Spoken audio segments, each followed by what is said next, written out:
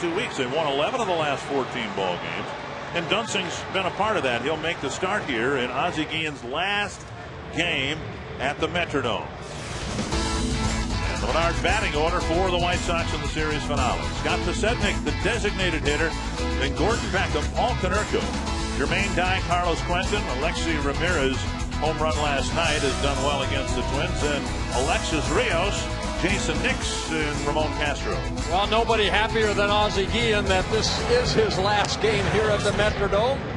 And let's take a look at the scouting report on Brian Duensing, made his first major league start against the Chicago White Sox in late July. He pitched a very good ball game. Twins ended up winning that ball game 3-2. He got a no decision.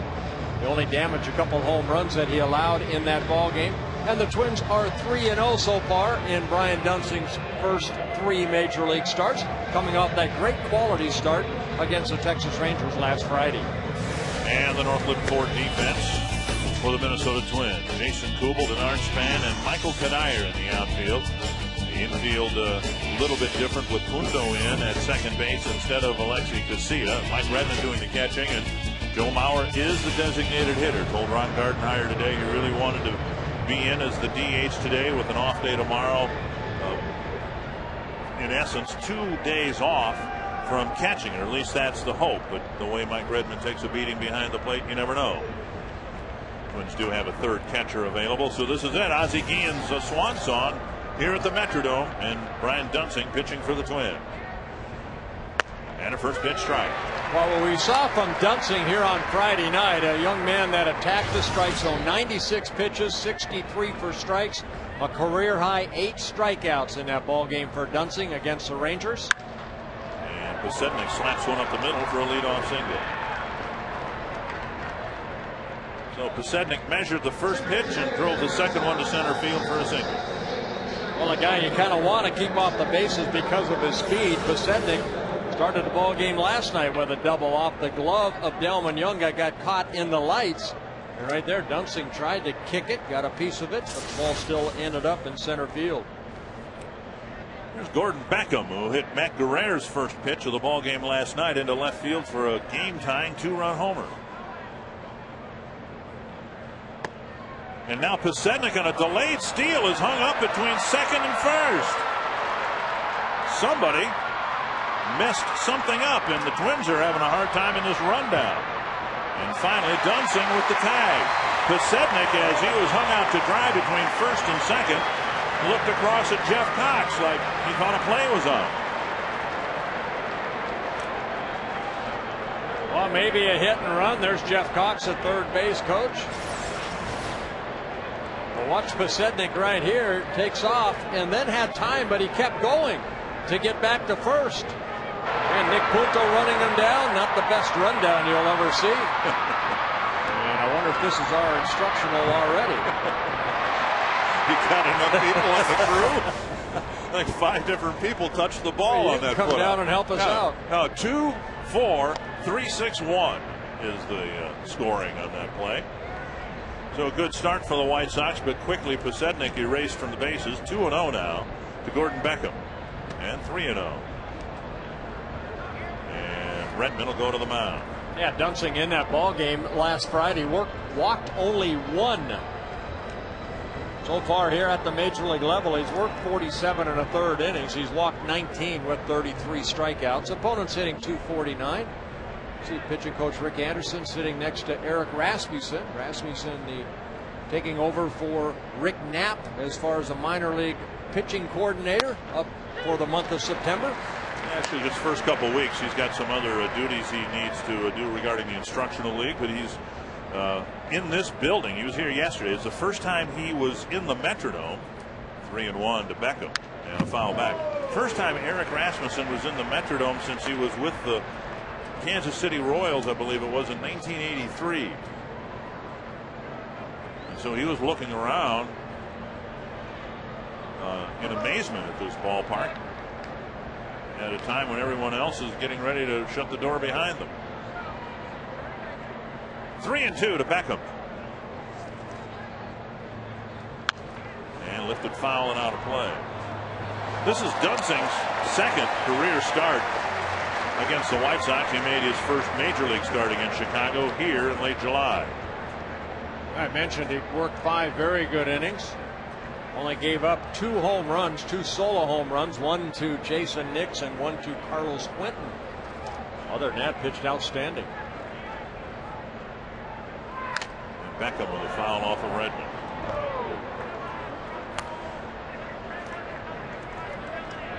Dunsing, 26 years old, in his 5th year of professional baseball, signed by the Twins back in 2005 in the 3rd round of the June draft out of the University of Nebraska. Full count again to Beckham, and he checks his swing and draws a walk. I mentioned the numbers on Dunsing. He's allowed 5 home runs in 17 appearances, and this being his 4th major league start. He's done a good job against left-handers. Left-handers coming into this ball game hitting only .219, right-handers .265. Here's Konerko.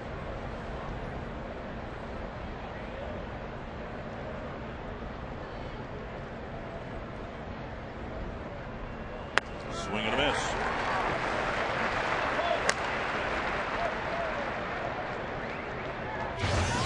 With the trade of Jim Thome, you can imagine the White Sox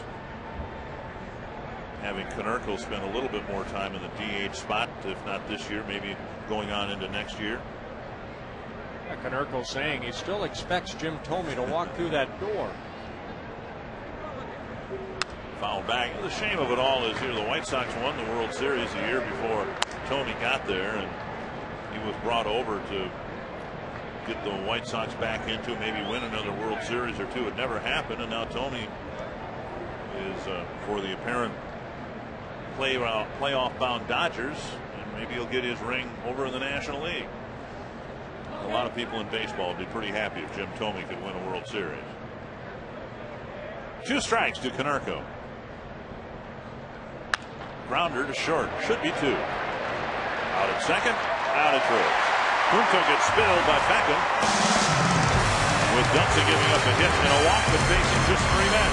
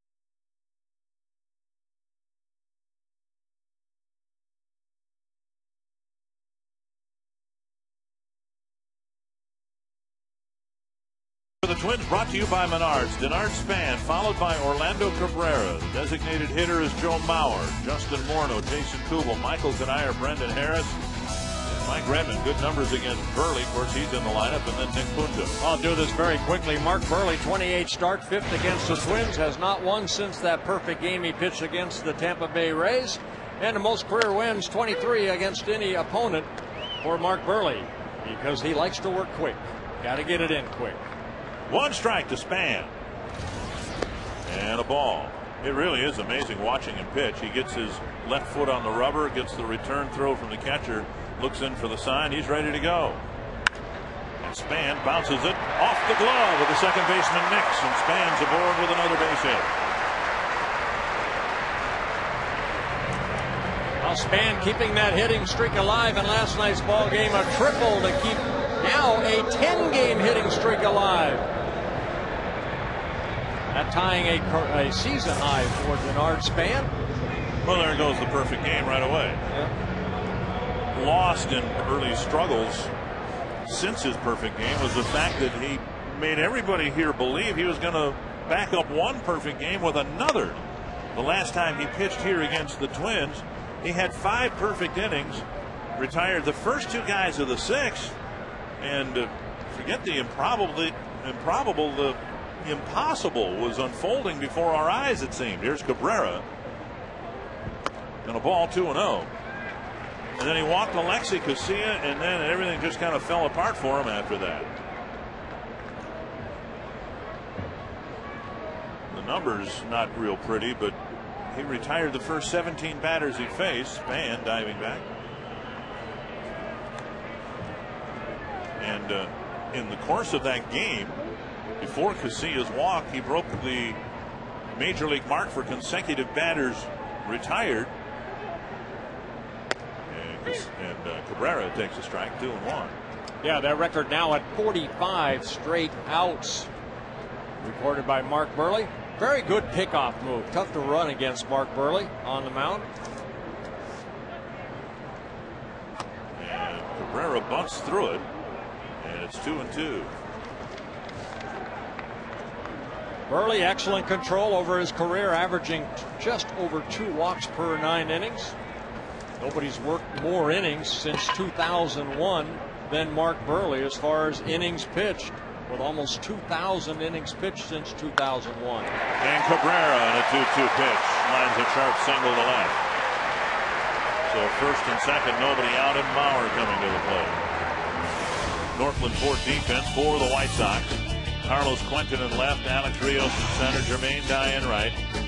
Beckham might win the Rookie of the Year award at third base. Ramirez and Nix up the middle. Canerco at first, and Castro behind the plate. Castro not good at throwing out runners, but again, as you said, teams don't even try to run. There have only been 3 stolen base attempts all year long against Mark Buehrle. Here's Mauer.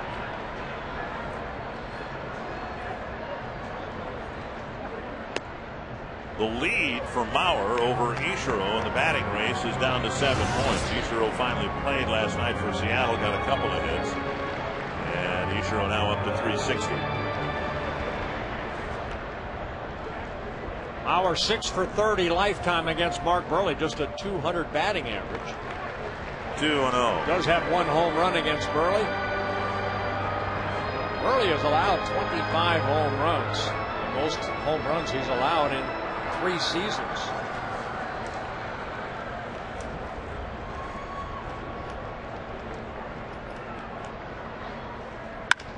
Bouncer to second. We've seen it a million times before. Buehrle into trouble. He gets a big double play and is on the verge of getting out of trouble.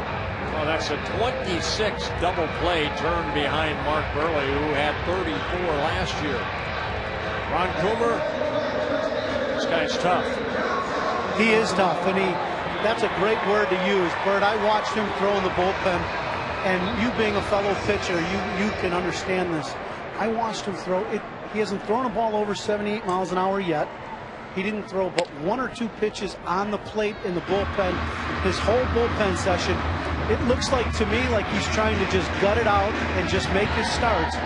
He hasn't hit 80 miles an hour yet. Totally different pitcher than we're accustomed to seeing. And he fell behind Mauer 2-0 before getting the double play grounder, and now falls behind Morneau 2-0.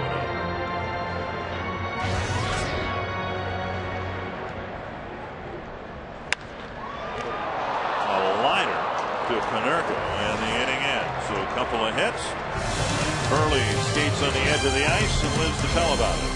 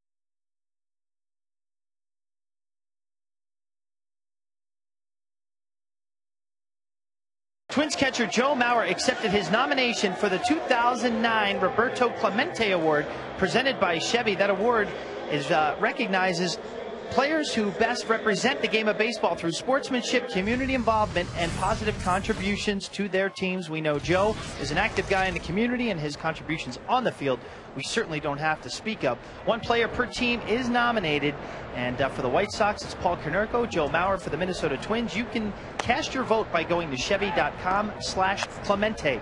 That's Chevy.com/Clemente. Vote now through October 4th and get Joe Mauer that award, which last year was won by Albert Pujols of the St. Louis Cardinals. Dick? Thank you, Robbie. Here's a high pop-up short center. Span comes in a couple of steps.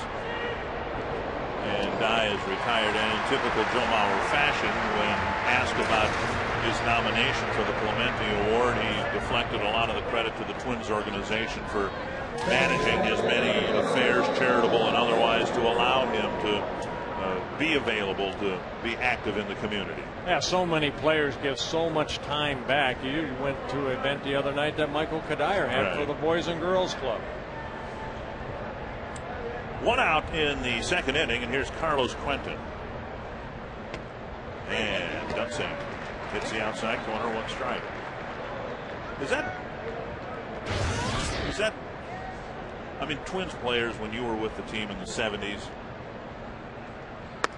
outside 1-1, is it just that it's more visible now with the mushrooming media that's out there? Were players as active? Oh, for sure. Yes, for sure. People didn't hear about it. Right. I suppose. Punto behind second base. And another pop-up route number 2.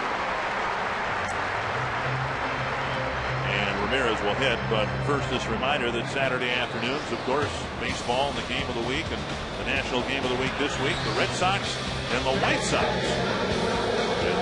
Saturday baseball this week at 3 o'clock on Fox. Well, not only the 70s, the 80s too. Kent Hrbek, you know how much money he has raised for ALS. I mean, did Jim Perry have a golf tournament and we just didn't hear about it in the 70s? Yeah, there were tournaments, there were events that players went to that represent each other, just like the current day players. 1-0 to Ramirez. I remember one of the big thrills for me. I was a college kid in St. Cloud, and I'm trying to think, Tom Bergmeyer and Horsehead. Some of the other, a couple of other Twins players came up to play on their day off in a charity golf tournament, and I just thought that was, one of the nice. It was a thrill for me, but just a nice thing for them to do, to hop in a car. Of course, Bergmeyer was from St. Cloud, but come all the way up and play golf on one of their off days for a charity up in St. Cloud. 2-1 to Alexei Ramirez.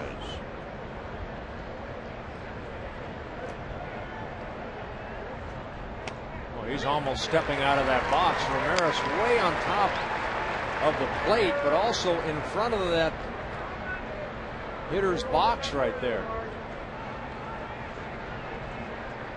His stride right on that line after he lifts up that leg. And Dunsing gets him with an assortment of off-speed pitches and has a 1-2-3 second inning.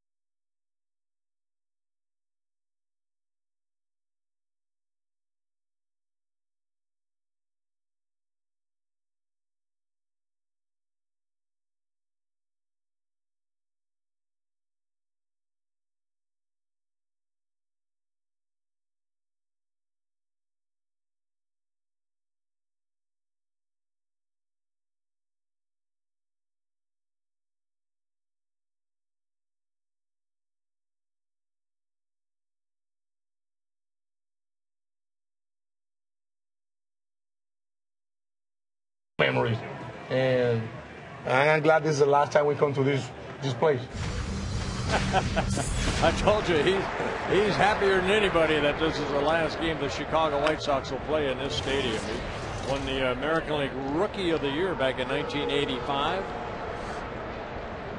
1-0 to Jason Kubel.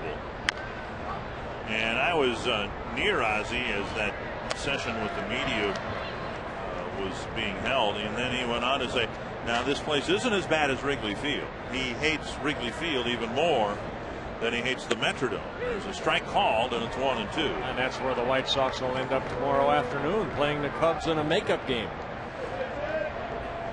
Big at bat for Jason Kubel last night. And he lines a base hit right here to left field. When he was facing Matt Thornton last night, Thornton's goal was to get him out, and then probably Tony Pena was going to come into the ballgame. And it was Jason Kubel who started that comeback last night, or that game winner, with that base hit up the middle. And right here, getting that high fastball and lining it in the left field. Asked Ron Gardenhire this morning about Kubel and his better at bats and greater success against lefties. Here's Cuddyer. Takes ball one, and he said, well, Jason's just feeling more confident, and of course that breeds more confidence with the manager to put him in the lineup against some lefties, which he's doing on a more regular basis. But consider this, I mean, by putting Kubel in the lineup with Mauer the designated hitter, you've got Delman Young and Carlos Gomez, two right-handed hitters, both on the bench, who have had good success against Burley. Both of them 8 for 20, 400 hitters against Burley. So Gardy is going with the hot hand. Up the middle, Burley gets a piece of it and looks at second and throws to first. Where did that get Burley? I think he knocked it down with the glove. Burley, very good fielding pitcher. Dyer hitting that ball, looked like it was going to go up the middle, but Burley knocked it down, and the ball did not, for some reason, roll away too far from him. Here at the Dome, once that ball leaves the mound, sometimes it'll roll down the hill, but it stayed on top. He thought about going to second and made sure he got the out at first. See, very good fielding pitcher, Mark Burley, without an error this year, 45 chances. Here's Harris. With the exception of Mauer's double play grounder, everything hit against Burley today has been hit sharply. Span singled sharply. Cabrera did too. Morneau lined out to end the inning.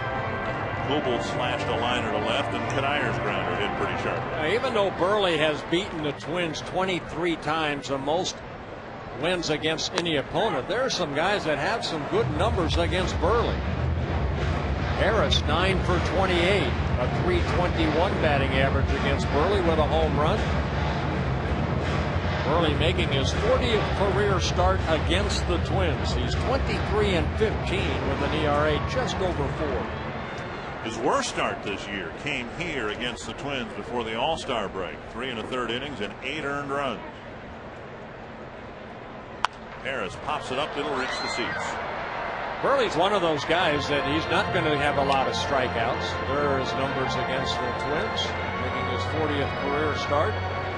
He's not going to strike out a lot of guys. He's not going to walk anybody. He's a contact type pitcher. He realizes, works on both sides of the plate extremely well. Little cutter in on right-handers, good changeup away. Not afraid to come inside. He's got both a no-hitter and a second no-hitter that was a perfect game. He just kind of forces hitters to play his game, gets into a rhythm, and the hitters have a tough time breaking that rhythm. This one lifted foul into the seats again. And became the 18th major league pitcher to pitch a perfect game, and only the 6th pitcher to pitch a perfect game and a no-hitter. Last one to do that was Randy Johnson. 1-2 to Harris. And Ramirez will fire across to Konerko. Harris retired, 2 down, and that'll bring up Redmond. If you're thinking about a career in sports, check out the Twins' annual sports internship and career fair coming up Tuesday, September 15th. A ticket to the event not only gives you the chance to network with local teams and broadcast outlets, it also includes a ticket to the Twins game that night. TwinsBaseball.com/job opportunities for more information. Or you can register for the sports internship and career fair. Mike Redmond takes up high, and he has pretty much been a toss of the coin, I guess, for Redmond against Buehrle. If it's heads, he gets a hit. If it's tails, Buehrle gets him out. Well, it's been a lot more heads than tails for Mike Redmond against Buehrle. 16 hits for Redmond in 35 at-bats. 2-0, and Buehrle's fallen behind most of the hitters so far here. Not just 1-0, but 2-0. Right, and Buehrle knows that. You know, he's falling behind right here, and he's thinking, you know what? I've got first base open. I talked with Redmond the other day, the day after he got his triple, and I said, well, now you need to go Yahtzee. You need to get a home run, and then you'll have one in every column. It's been a while for Redmond to hit a home run. His last home run coming here against the Tigers back in May 13th of 2007. 2-2. Well, Redmond not known for his power. Always been a great average hitter. Came into this year a .292 career hitter at the major league level.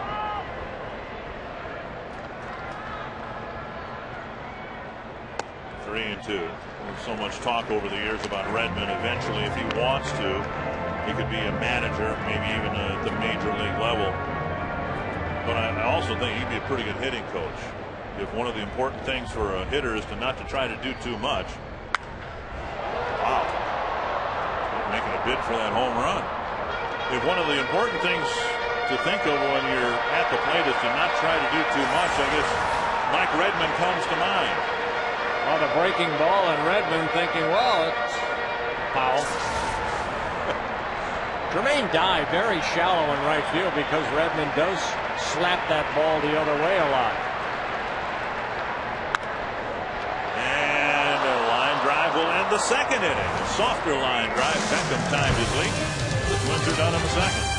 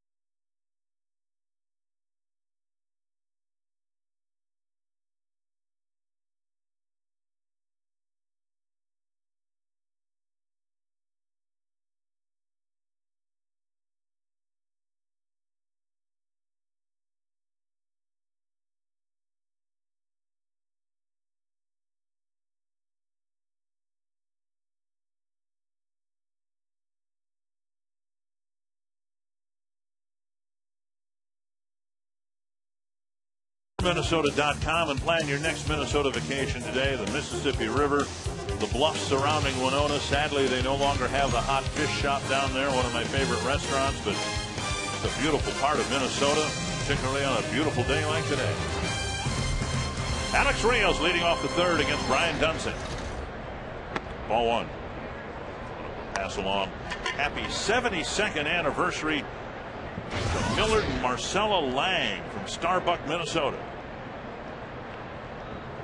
Millard is 93. Marcella is 90. Here's a drive to the right field corner, and Cuddyer slams on the brakes, makes the catch, one away. Ozzie Guillen has had some nightmares about this ballpark, and we're doing these in chronological order. Late August 2005, and Johan Santana and Freddie Garcia were locked in a pitcher's duel. Garcia carried a no-hitter into the 8th inning, and then Jock Jones in the 8th broke it up in dramatic fashion. The only hit the Twins would get was the only run of the game. The Twins won a ball game 1-0. We've got some other of Ozzy's least favorite memories of this ballpark coming up later on. Strike one. He played here too and said he doesn't have real fond memories of that. I asked him the other day about his memories here. He said he remembers Royce Smalley hitting a pop-up that hit the roof and fell for a double.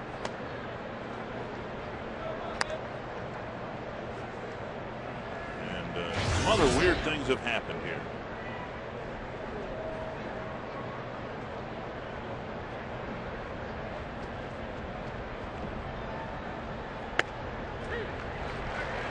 One and two.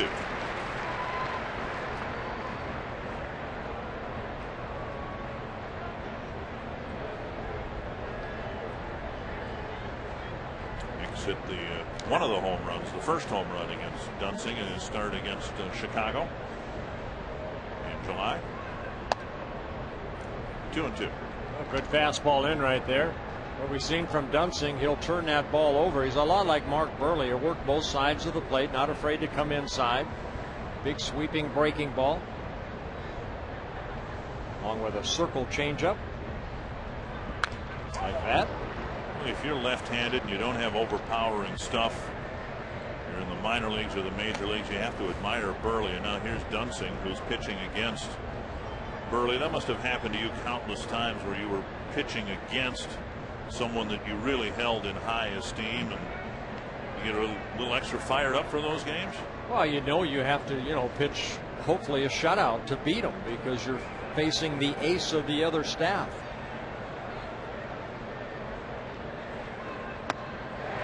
Dunsing strikes out Nix, and he's given up just the leadoff hit to Pasetnik so far in the follow-up walk. Well, he went inside a couple times, and then he went with that fastball away, picks up his second strikeout. Nix swings through it. 2 down, and here's Ramon Castro.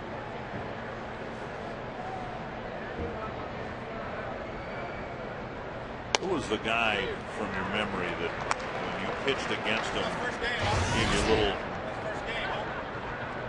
extra something to think about maybe? Well, you face a guy like Nolan Ryan, you face a guy like Catfish Hunter. Those guys, you know it's going to be a tough ball game. You know it's probably going to be a 2-1 game, and you hope you get to 2.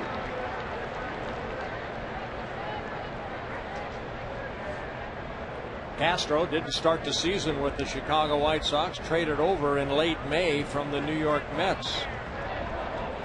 2 strikes for the Chicago catcher, and Dunsing has faced the minimum through 3.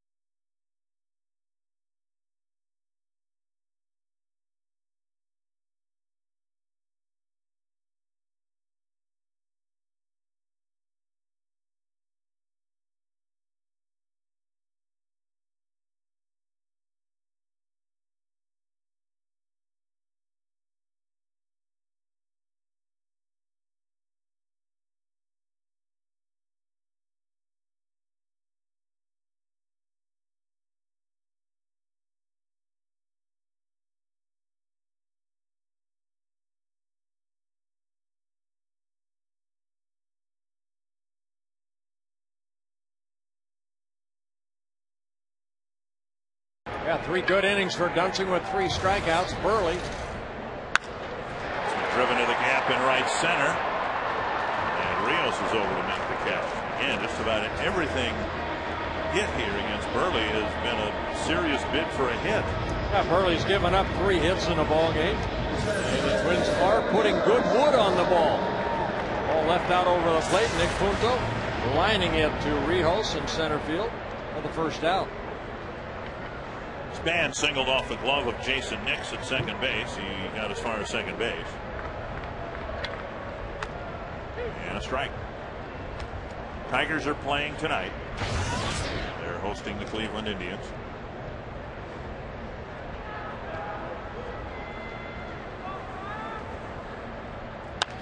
Squirted toward the hole. Ramirez fires across. Span beats it out. His second hit of the game. We've seen Ramirez make that play 2 or 3 times in this series, but not with the speedy Span. Great range for Ramirez. Right off the end of the bat, out of the range of Beckham. He dives for it. And trying to utilizing the turf. Span still beats it out. So Span continuing to swing a hot bat. Came into the game again with a 9-game hitting streak, hitting at an even .400. And he's 2 for 2 so far here this afternoon. Had a great, and Span is picked off. Konerko's throw nails him at second base. He didn't try to run in the first inning, and he tried right away. First movement, and he got caught. Well, we talked about it in the first inning. A very good move for Mark Burley. That is his 64th runner he has picked off in his career. And you kind of go on first movement, and it didn't pay off for the Twins and Denard Span. I don't know, it almost seemed like he was decoying Span. When he got it to first base in the first inning, Burley went with the high leg kick and never so much as I guess he threw over once or twice. There was a look at all the pickoffs, 5 of them this year, only because generally the base runner's shadow is covering first base. 2 down, 1 and 2 to Cabrera, and a high chopper to short. The Twins get another hit, and Burley faces just 3 men in the inning. We're scoreless going to the 4th.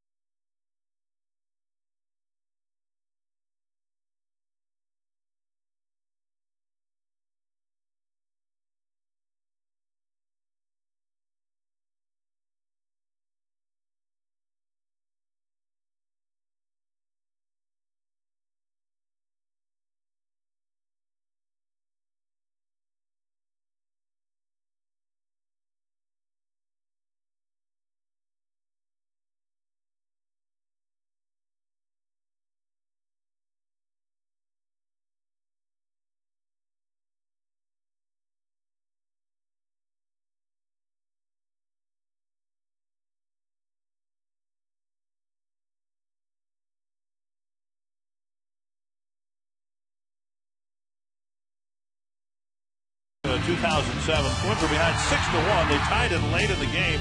Then in the bottom of the ninth, the Twins used a walk, an error, and an infield hit to load the bases for Torrey Hunter. He walked, and the Twins won 7-6. And in the game-winning rally, the Twins never got a ball out of the infield in the whole inning. 1 strike now to Scott Podsednik.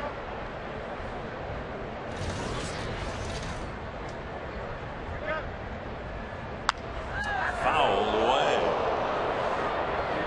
You know, skeptics would say it's not the ballpark. The Twins have simply played better against the White Sox than they have here. That's why they've won the games. And if you believe that, there's no reason the transition to Target Field will cause the Twins to lose anything against the White Sox as long as they continue to play better baseball.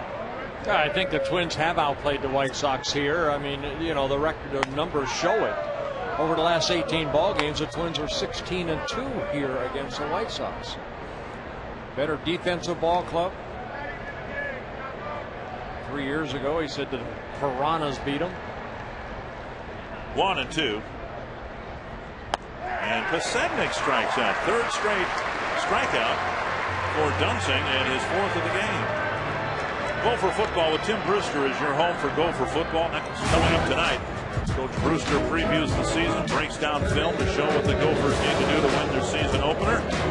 Tag along with the team for the first visit to TCF Bank Stadium to get the players' thoughts on the upcoming season. All this and more on Gopher Football with Tim Brewster tonight at 6, only on Fox Sports North. I was glad to read what John Danks had to say after the game last night. He said, you know, this wasn't a game where the ballpark was a factor. We just got beat. The Twins beat us tonight. And you look back for most of this Twins domination. Here's a ground ball gobbled up by Cabrera. It's been that. It hasn't been the ballpark. You could make the case that the only Metrodome break last night went to the White Sox when Delman Young lost the line drive on the lights. 2 down, and here's Konerko. Well, Manship pitched an outstanding ball game. Danks pitched a good ball game. A quality start. 7 very good innings. Only damage really against Danks was Michael Kadire, the 2 solo home runs. Konerko bounced into a double play his first time up. 9 in a row set down by Brian Dunsing.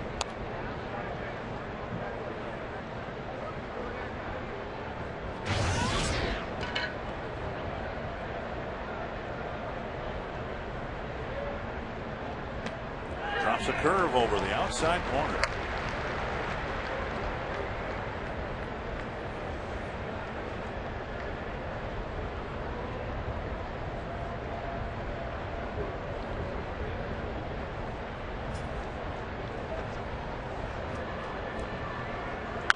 Lifted foul and out of play. Well, you see the control. You think of Dunsing. You look at his minor league numbers. Now, he started the season with the Twins. Scott Baker started on the disabled list when he was activated. Dunsing was optioned back to Rochester. He went back to Rochester, made 13 starts, 4 wins, 6 losses. But his minor league numbers show that he's averaging 2.2 walks per 9 innings in the minor leagues, just over 6 strikeouts. So a guy that does attack the strike zone. Recalled from Rochester in early July. Started in the bullpen, made that first major league start in late July against the Chicago White Sox. In the last 2 starts, very good starts. Fly ball to short right. He's got another one brewing here this afternoon. Another 1, 2, 3 inning, 10 in a row set down by the Twins lefty.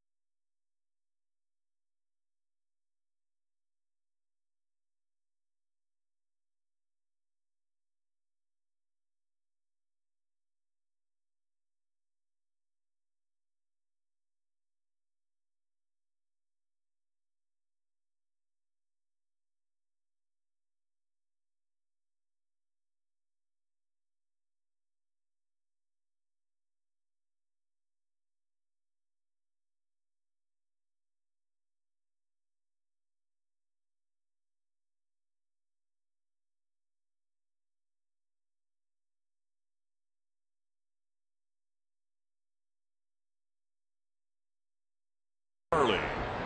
Twins have at least one hit in every inning. They've all been singles. Bauer bounced into a big double play in the first inning. The game started with a pair of singles, one by Span, one by Cabrera. Mark Buehrle asking Bob Davidson where that second pitch was. And there's a strike, 2-1. Well, Buehrle, 30 years old, his 10th season with the Chicago White Sox, 4-time American League All-Star.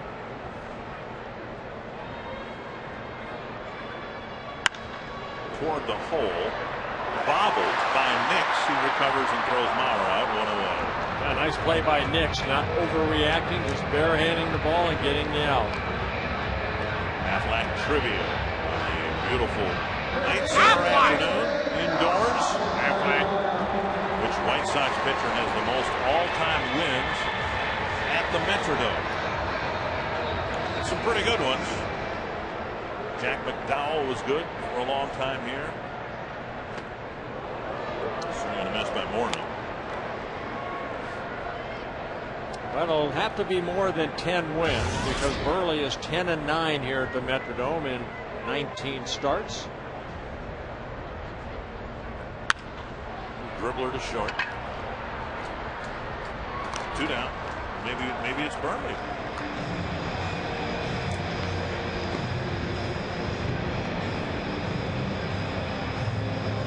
That'll bring up Jason Kubel. Kubel with a single leading off the second. You can see the difference in range of speeds for Mark Buehrle. He's been clocked as high as 85 and you see as low as 65. I mean, this guy's a crafty lefty. That's what he is. This guy is an outstanding pitcher. He's been an outstanding pitcher when he first came up with the White Sox back in 2000. A little wobbly early on, but now he seems to have reverted to his usual form. Kubel taps and foul. 2 strikes. Well, as a defensive player behind Buehrle, you have to be prepared to make plays. He keeps you in the ballgame. He keeps you alert. Doesn't take a lot of time. We've talked about that already. He'll stay on top of that pitching rubber. And he's working to a catcher, Ramon Castro, who caught his perfect game. It was the first time Castro had caught Buehrle, and they both went into the record books together.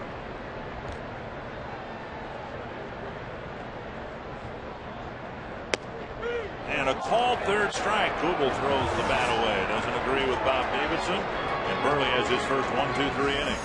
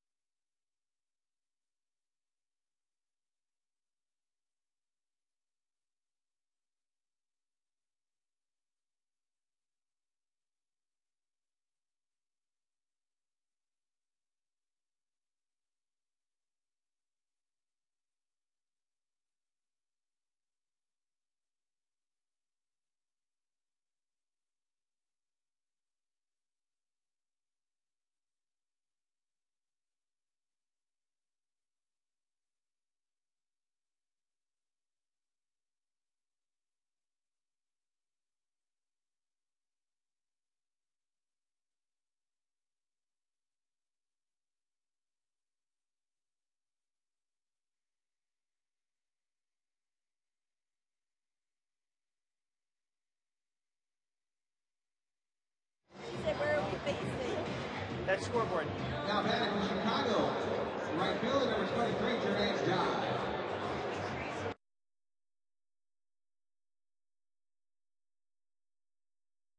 Circle with $100 in Minnesota State Lottery tickets for Lisa and Danielle. And Bert and Dick, check this out. This is Lisa's back to school checklist before she sends her daughter Danielle back to school. Pens, check. Notebooks, check. Folders, color pencils, check. Getting circled by Bert.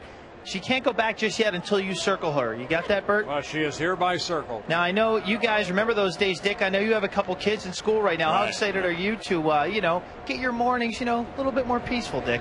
Yeah, but they're going to get started a lot earlier than they have been over the summer months, I'll tell you that. Thanks, Robbie. Jermaine Dye at the plate, and he whistles one to left field. Kubel backhands it, turns and fires, and Dye wasn't going to even think about stretching that into a double. He just kind of trotted to first base. Well, the second hit off of Brian Duensing.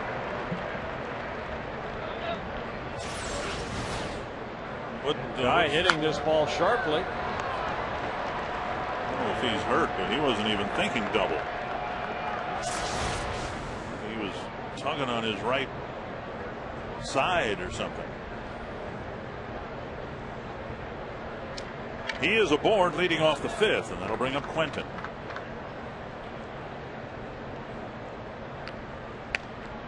The end of the bat.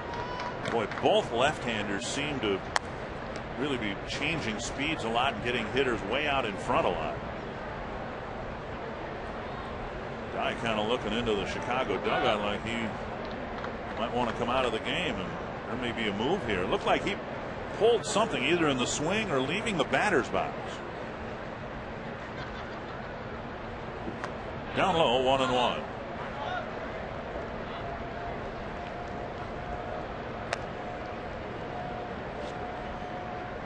The manager not going to make a move right now.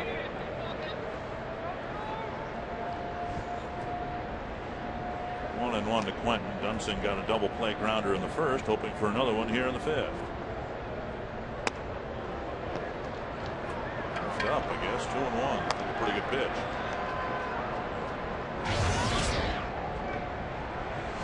Quentin popped out to Punto his first time up.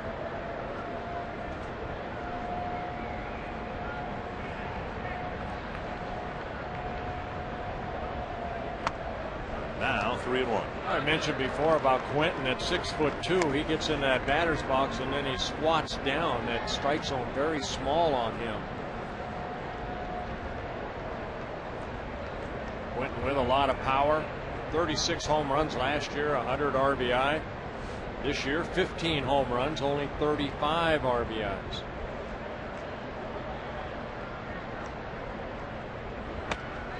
It's a fastball and a swing and a miss, and a pitch that looked like it was outside.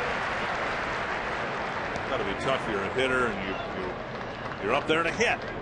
And the guy spins all this stuff at you, and finally you get a fastball, and you're tempted, I would guess, to swing at it even though it's not a strike. Well, he makes that fastball look a lot faster than it is because he's able to get the changeup over, the breaking ball over. Dye takes off, and Quentin walks, and now the White Sox have a threat started here in the fifth inning. Ron Coomer, what about Brian Duensing and your observations so far? Well, he's looked unbelievably good. To me, what's made him the most effective today is he's about 50-50 fastballs to off-speed pitches. And to me, he's gotten behind at times with his fastball early in a count. He's able to just throw a little get-me-over breaking pitch or throw a good straight change in the strike zone that guys are thinking are fastballs. And you've seen, like Quentin, his first swing where he hits it off the end of the bat. He's gotten a lot of those swings today. Great deception on his changeup. From here, I'm seeing a lot of guys swing and way out in front thinking it's fastball. Now, we saw that a little bit from Jeff Manship last night in the 5 innings that he worked. Guys that rely on off-speed pitches, not just a control of the fastball. He's able to strike out Ramirez in his first at-bat. And goes inside, and Ramirez backing away. Hey, Ron, Bert mentioned that Ramirez is way up in the front of the box. You'd be more inclined to do that perhaps against a pitcher with a lot of off-speed stuff? Dick, if it was anybody else but him, I would say you're exactly right. The one thing about Ramirez is he gets the ground ball to short. He's always out in front. And a ground ball double play. Cabrera to Punto. to Morneau, and on the play, Dye goes to third. Boy, he needed that double play right there. Second double play turned just like this, 6-4-3. And Duensing, who got out of the first inning with a double play, trying to get out of the fifth here.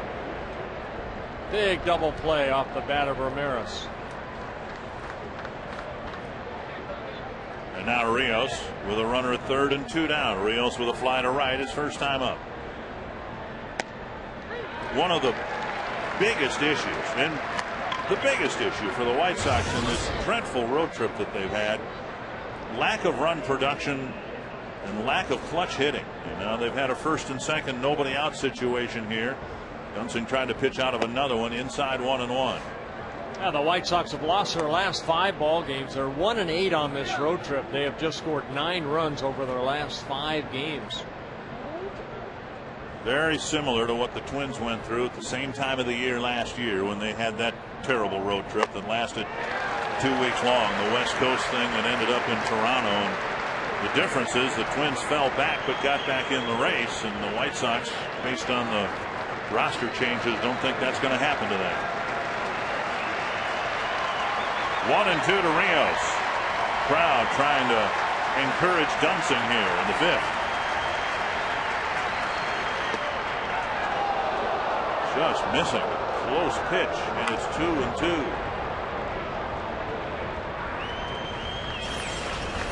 Let's take a look at this breaking ball again.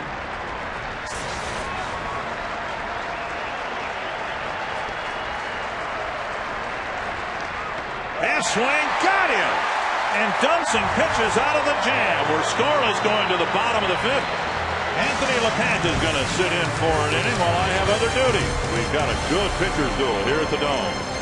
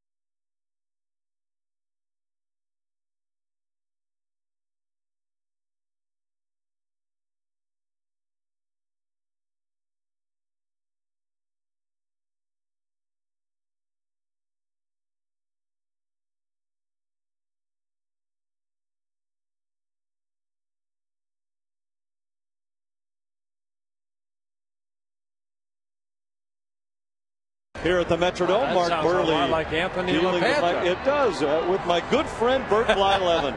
I'm Anthony LaPanta. Let's try and keep it clean this time, huh, Bert? We'll try. Kadir hits one a mile high, and Beckham has it at third base for the first out here in the bottom of the 5th. It's a pleasure. It's all yours. Remember, we're live. Twins and the White Sox locked up in a good one here today, Bert. 2 left-handers pitching very well. Well, both of them attacking the strike zone, Anthony. You know, we know about Mark Buehrle. We have seen Brian Duensing over the last couple starts as a starter doing extremely well. Only 60 pitches for Duensing over the first 5 innings. He's allowed only 2 hits, where Buehrle has allowed 4 hits. And he's escaped trouble a couple times, but now he's retired 5 straight. Twins had a chance against Buehrle in the first inning. Here Harris lifts one in the air to right center field. Rios converges in right with Dye and makes the catch. For information on season tickets to Target Field, here's one of the Twins setup men. Hi, Matt Guerrier here, reminding you it's not too late to get into the game at Target Field. Right now, you can reserve your seat at Target Field for a per-seat deposit of only $100. Call today to reserve your Target Field ticket plan. Thank you very much, Matt Guerrier. And Mike Redmond hits with 2 out, nobody on in the Twins' half of the 5th inning. Redmond lined to third his first time up. Takes low, and he's ahead in the count. 2 balls and no strikes. Well, Mark Buehrle with no walks in the ball game, 1 strikeout, that being Jason Kubel to end the 4th inning. Misses away, and it's been mostly slow stuff again tonight from Buehrle. Why, not overpowering. We just showed his high fastballs clocked at 85, but he changes speeds extremely well. There's a fastball right there, probably 83, 84. Just does a great job. This guy is a good pitcher. He's fun to watch. And you can't blink, really, because he's ready to throw every second. Right at Beckham at third base. Redmond retired. Another 1-2-3 inning. We move to the 6th in a scoreless tie.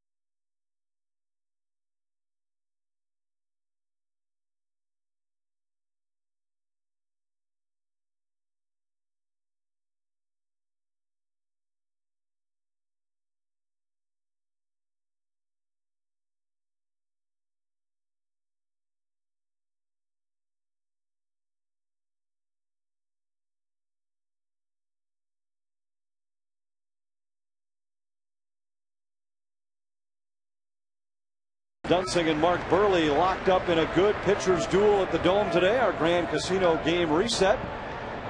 Well, it's always about pitching. Both starters outstanding. Dunsing only 2 hits allowed. He at one time retired 10 straight. Mark Buehrle, not a lot of pitches like Dunsing, only 61 pitches in 5 shutout innings. Dunsing came into this inning only 60 pitches thrown. Faces 8-9-1 in the White Sox lineup in the 6th. Jason Nix struck out his first time up.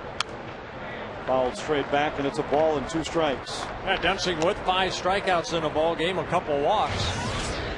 It's got to be. I know when I was young and I got to pitch against a veteran like a Mark Buehrle, and you know, of course, Dunsing left-handed too. I'm sure he's sitting on the bench between innings watching Buehrle go about his business, how quick he works, how he changes speed so well. And that's kind of what Brian Dunsing, I think we've seen in his 3 previous starts. He's that same type of pitcher. So it's a great opportunity, I'm sure, for Dunsing to pitch against Buehrle, that has had almost 300 major league starts. 2-2 pitch, swing and a miss. He got Nix for the 2nd time. 6 strikeouts in all for Dunsing, who has continued his trend of outstanding pitching as a starter. This year in his 3 starts, a 2.65 ERA. As a reliever, an ERA over 5 1/4. Oh, he struck out Nixon his first at bat in the 3rd inning on a fastball away, and there he struck out almost Nix the same way he struck out Rios to end the 5th inning. That heartbreaking ball. Hit high in the air to deep right. Cuddyer back at the wall, and he makes the catch. Wow. Minnesota has played great defense all series long. Add this one to the list. Ozzie Guillen's going to come out and question whether it hit the tarp first, but it looked like a snow cone right off the top of the glove, of the tip of the glove of Michael Cuddyer. He's going to ask the umpires to converge, but Cuddyer going back, he kind of looks back. Where's the wall? He leaps and gets the ball in his glove. What a great catch by Cuddyer. Great timing of his leap. And that ball did not hit the baggie first. And that's what the umpires are converging about right now. It's tough for the umpires to see exactly because it's, you know, you have that background. You have Cuddyer going into the baggie. And the ball caromed in a strange fashion inside his glove. Our replays clearly show that it never hit the wall. Then you throw on top of it that Ozzie expects the worst every time he walks through the doors here at the Dome. And you wonder if they're going to look and... Oh, no. Oh, wait a minute. No, now Ron Gardenhire, there's got to be an appeal right here. They have to maybe look at the replay. Well, the replay rules will not allow them to replay this because it's not a home run, and the question isn't fair or foul. But this clearly was in the glove of Michael Cuddyer. Now, for the umpires to overturn the initial call, somebody would have had to say, I saw it clearly off the wall. Tim Cheetah's the crew chief. He's umping at second base today. Well, watch Cuddyer leap right here. It hits the middle of his glove and then rolls up his glove. And he's able to hold on to it. No question. And Cuddyer can't believe it. The reversal puts Ramon Castro at second base and gives the White Sox a chance to break the scoreless tie. Now Ron Gardenhire out for a discussion with the umpiring crew. You know, hitting the middle of his glove. That's where the ball hit, the middle of his glove. Then it rolled up.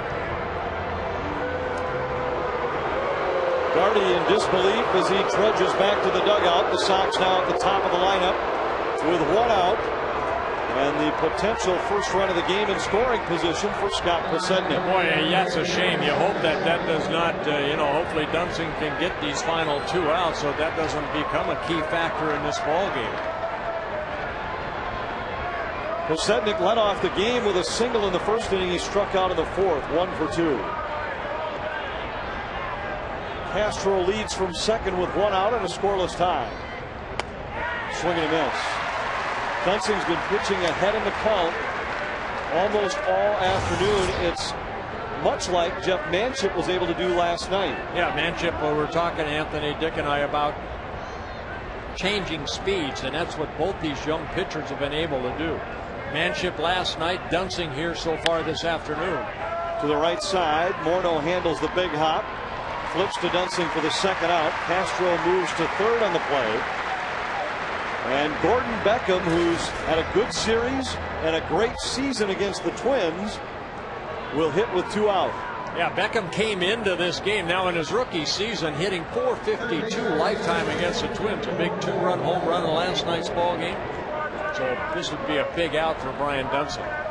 He's hit safely in all 8 games he's played against the Twins this year. 2 home runs, 7 RBI. Big 2-run home run in last night's game. He walked in the first and hit a ground ball in the 4th inning to Orlando Cabrera, and that's what Dunsing would like to get right here, just to get it out. Dunsing once again delivers strike 1. Meat of the lineup would follow Konerko, Dye, and Quinton. Just missed down and in, a ball and a strike. I always look at these battles when you look at a youngster like Beckham, only 22 years old, then you look at Brian Duensing, just in his 4th major league start. You always think maybe 8-10 years down the line, will these guys still be battling each other? Good stop right there by Redmond on that little short hop. And perhaps there will be matchups that will be the reverse of what we've seen the last 2 nights, where the Twins ran rookie pitchers out in the heat of a pennant race against veterans for the White Sox. Perhaps these two will be the veterans a couple of years down the road. Well, I've always said that, pitchers, when you first come up, if you can hit your spots, change speeds, you have the advantage over a hitter. Only because that hitter hasn't seen a lot of you, whether you're a veteran or a rookie. And here you have 2 rookies facing each other. 2 balls, 2 strikes, 2 out. Castro leads from 3rd. He's been able to get some strikeouts on a fastball away or that hard breaking ball in. See what Mike Redmond calls for right here. Missed down and in, and the count is full.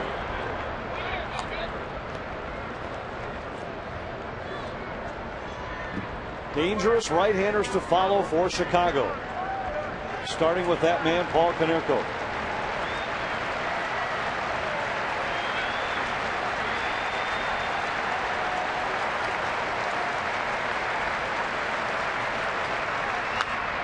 Line fouled on the left field line. Boy, quick hands right there by Beckham. A breaking ball that stayed up, and Redmond's going to go out and talk to his left-hander.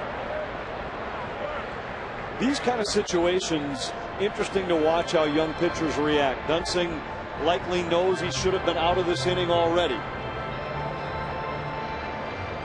Well, they tried the 3-2 breaking ball, and Duensing just, this is kind of get me over breaking ball, but Beckham, good solid swing, just lined it foul.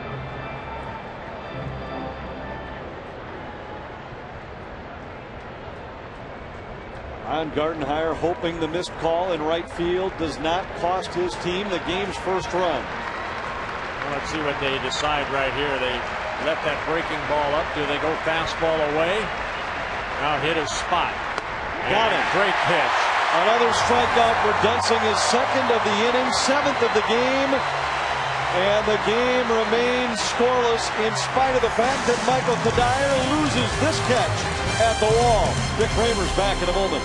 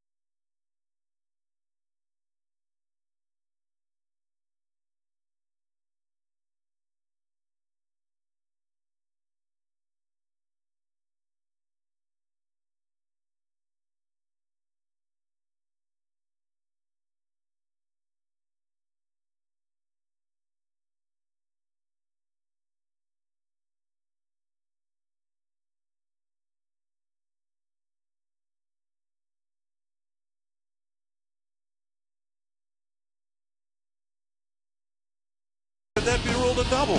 Well, one of the umpires overruled this, but a great catch by Michael Cuddyer ends up getting overruled by the umpires that it becomes a double for Ramon Castro, and Brian Duensing did a great job of pitching out of that situation.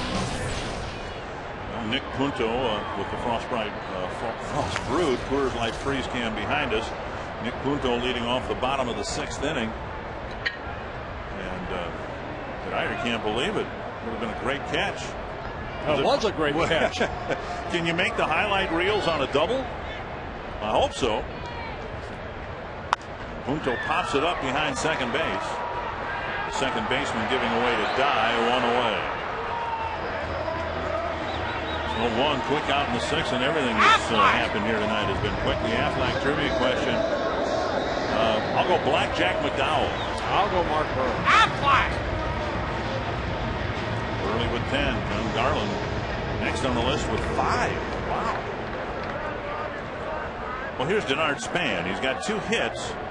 2 of the 4 hits for the Twins against Buehrle, who's really settled into a groove.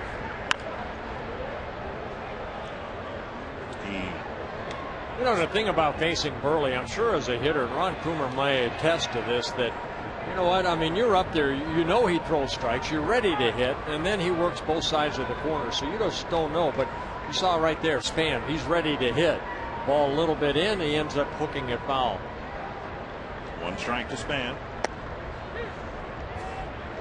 Very early on in the first inning or 2, Buehrle was struggling with his control. He was falling behind hitters 1-0 and 2-0. Span with a 3-for-3 afternoon. So in a scoreless game, we'll see whether Span tries to run here with 1 out in the 6th. You can ask us a question online at carsoup.com/baseball. Jeff Lamberty of Oakdale wondering, with the dimensions of Target Field, do you think it'll be a home run hitting ballpark? Well, I was out there to look at it. It's still going to be, I believe, 343. The dimensions are almost the same here as a Metrodome. But there's the look at the new ballpark before most of the grass was put in. Remember, Span tried to steal a base on Buehrle's first move in the 3rd inning. Was picked off. Here's Cabrera. I think it'll be a hitter's ballpark over there. With the dimensions, you would think it would be a home run hitter's ballpark. I asked Ron Gardenhire about the grass the other day. Larry DeVito said he'll cut the grass as long as the manager wants it cut. And Gardy said, you know, as a middle infielder, he hated a tall infield in terms of the length of the grass. He said you found yourself overrunning balls. So he would prefer to have the grass in the infield cut a little bit shorter. Well, what you might find is the grass just a little bit taller maybe when Nick Blackburn pitch, and then maybe a little bit shorter when, say, Scott Baker pitches, because he's not a ground ball pitcher. Right. Can't do that here at the Dome. High fastball and a swing and a miss. It's 0-2.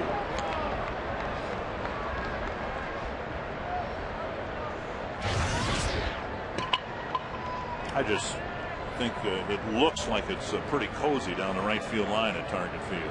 It'll be interesting to see how the wind plays a factor in that new stadium. Span dives back. In the first inning, Span singled, and in the ensuing pitches and throwovers, he never really made a move towards second base. And then after his infield hit in the 3rd, he went on first movement and was picked off. Cabrera chases, and it's strike 3, 2 down. And Buehrle picking up his 2nd strikeout. Got Kubel looking to end the 4th, and here a high fastball that Cabrera, trying to make it a 2-0 lead, swings through. I bet you $1 this ball isn't pulled. Want to bet? I'll bet you $1. All right. Lauer twice has tapped out to second. Once we for bet a on the air like this? A bag of popcorn, I think they'll let us bet.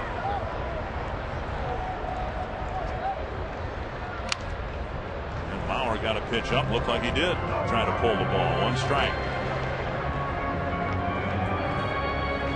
Lauer 0 for 2, and the average down to 365. Tell you what, I'll bet you a hot dog, a peg hot dog. Well, she just brought you to him. I know. You got 1 extra anyway. Right.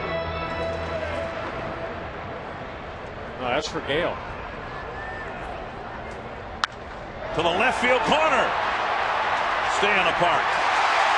Bounces out, a ground rule double, and Span will only get third base. Oh, here's your hot dog. Thank you. Maurer gets ahead. It goes the other way, and there are two in scoring position now for Morneau. Don't feel bad about eating Gale's hot dog. Good at bat right there for Joe Mauer. Just taking that pitch the other way. A double is 22nd of the year. And like you said, you're hoping that ball would hit something and stay in the ballpark, because then maybe Span could score from first base. But instead, he has to stop at third.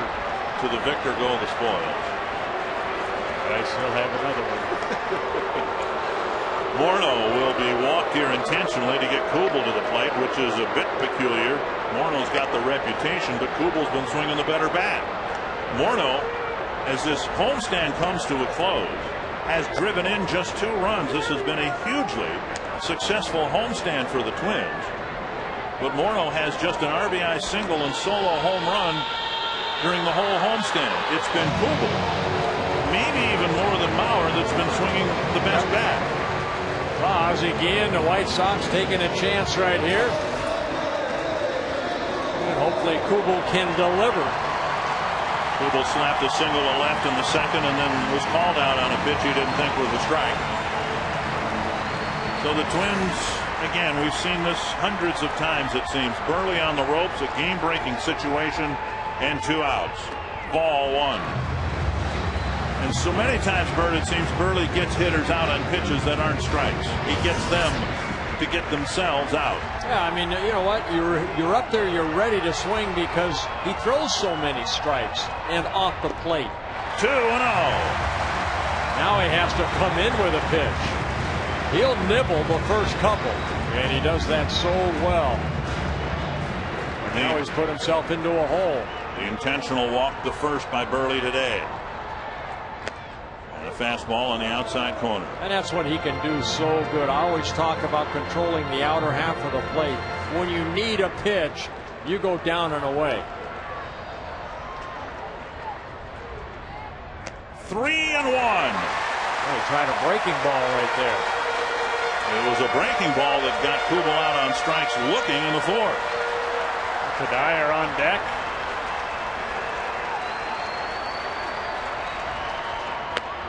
Oh, a strike on the outside corner, and it's 3-2. That was no more a strike.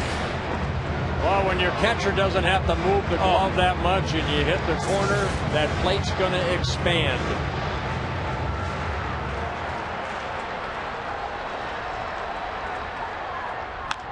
Loop to left. Down for a hit. 2 runs are going to score, and Kubel delivers. So instead of 1 run scoring on ball 4, 2 score on Kubel's second hit of the game. So Kubel does come up with the big hit. Kind of jammed himself a little bit and just hit this flare in front of Carlos Quentin in left field. For Kubel, his 78th and 79th RBI. Quentin gave it a chase. And with 2 outs, Joe Mauer scoring from second base. Don Cooper, the pitching coach, coming out. So a big 2-run single by Jason Kubel puts the Twins on the board. And again, Ron Gardenhire telling me this morning that Kubel is swinging the bat against lefties with so much confidence. He, I know, felt that 4th inning at bat was taken away from him by the home plate umpire, and the 3rd at bat was nearly taken away from him by the home plate umpire. And Dunsing now has a 2-run lead. Well, Kubel not really someone that Gardy has put in against Burley. This was only his 6th at bat. He came into the game 0 for 3 lifetime against Burley, and Burley has, he started 40 games against the Twins. Here's Cuddyer, 0 for 2. Bouncer to short. Ramirez underhands it to second, and the inning ends. The Twins break through against Burley. It's 2-0.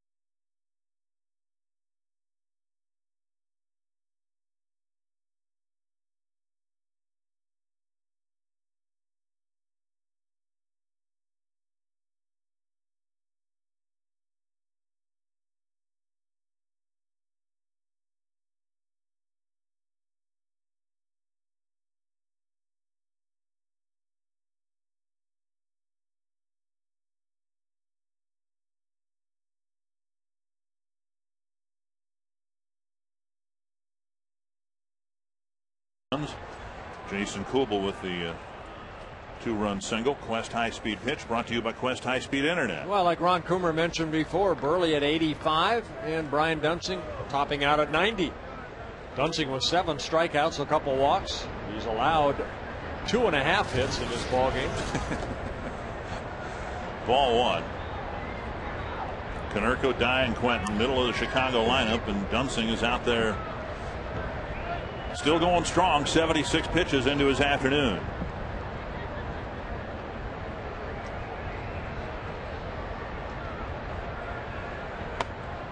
And now he falls behind Konerko 2-0. That's a big inning for a starter when you, especially in a 0-0 ball game. The team gets you a couple runs. You want to go right back out, attack the strike zone, get your team back on the bench. Down the right field line, and that'll twist foul. A good fastball, outer half of the plate. Duensing in the rotation because the Twins lost 3 starters to the disabled list. One of them looks like he's going to be back ready to help the Twins pretty soon out of the pen. Francisco Liriano had a bullpen session today, 9 minutes long, according to Rick Anderson, and Liriano said his arm felt better than it did since the start of the season. Here's a liner to left and a base hit for Konerko. And Rick Anderson gave the outing a big thumbs up. So it might be that Duensing will stay in the rotation and Liriano will move to the pen. Leadoff man on in the 7th, and that'll bring up Dye.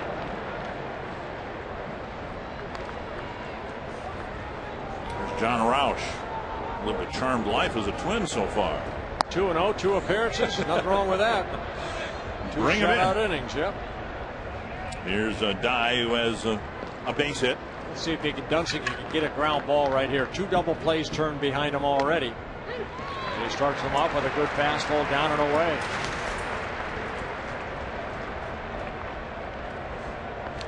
Dye appeared to be hurt as he ran to first base and kept looking into the dugout once he got to first, but has stayed in the game. Swing and a foul. 2 strikes.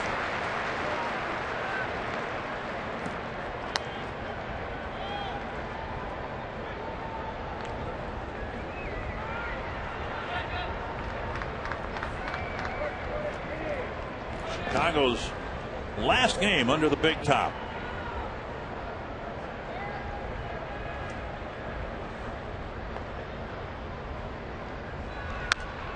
And Dye reaches across the plate and flips one foul. All 3 fastballs down and away, outer half of the plate. If you come inside, you better make sure you hit your spot, right? I mean, Dye's got very good power, and he can tie this thing up with one swing. He's a guy at 6'5", likes to extend those arms, even though that fastball is sometimes off the plate. He can reach it out. See if they go hard in, maybe with that fastball or breaking ball.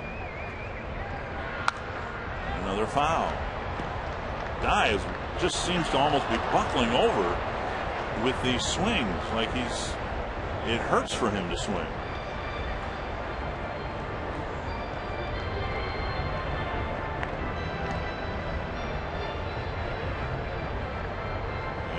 Some new baseballs.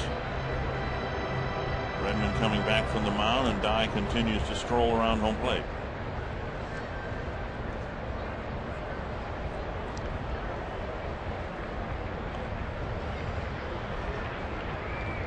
Konerko, of course, no threat to run here. And a foul tip again.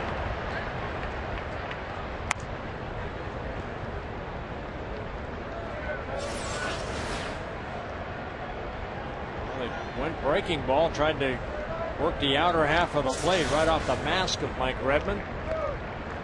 Nothing new to him.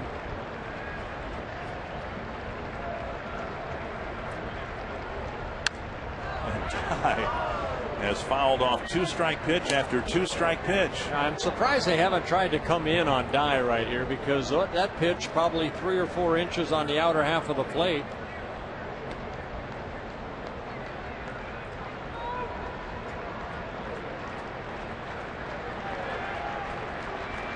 Dye with that little bit of an open stance.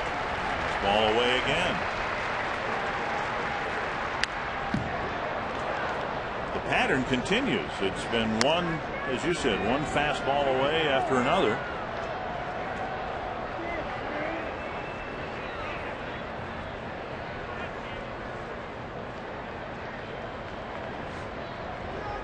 I wonder if they're thinking about that slider that struck out Rios and Nix. That hard slider down and in. Nubbed back to the mound. Dunsing. Punto. Double play. All right, did a great job of keeping the ball down right there on that pitch, and Dye maybe in right off the end of the bat.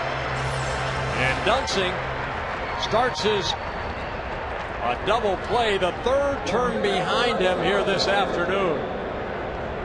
Got a big double play to end the first, a bigger double play to in the fifth, and right there gets 2 outs off the bat of Jermaine Dye. He finally gave him a breaking ball and got 2 outs. Here's Quentin. Was that the slider you were talking about? Just keep it down, and that's exactly what he did right there. Good pitch. Quentin with the bases empty. That's lined into left center field. Span. It's Kubel who cuts it off, spins and fires. Quentin coming to second. He's out by a mile. Thank you very much.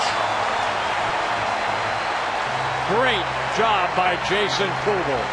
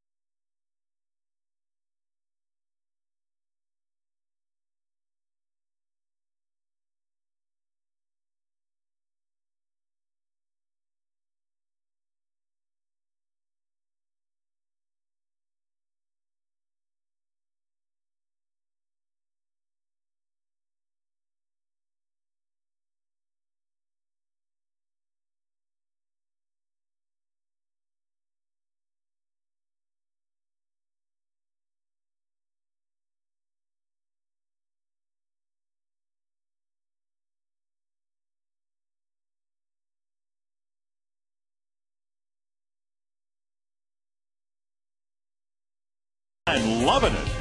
And by Aflac, we've got you under our wing. The Mountain Dew fans of the game enjoying it. Day game. I think they've got some cotton candy in them. Jump up and down, jump for joy.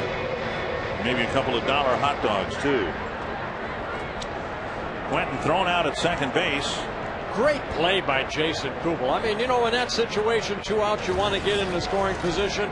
Harold Baines sent him right there, but a great play by Kubel, cutting off in front of Span and made a perfect throw. New Chicago pitcher, Scott Linebrink. And he misses up high. It's 1-1. The numbers on Linebrink, making his 49th relief appearance. 3.94 ERA and 48 innings pitched, 21 walks.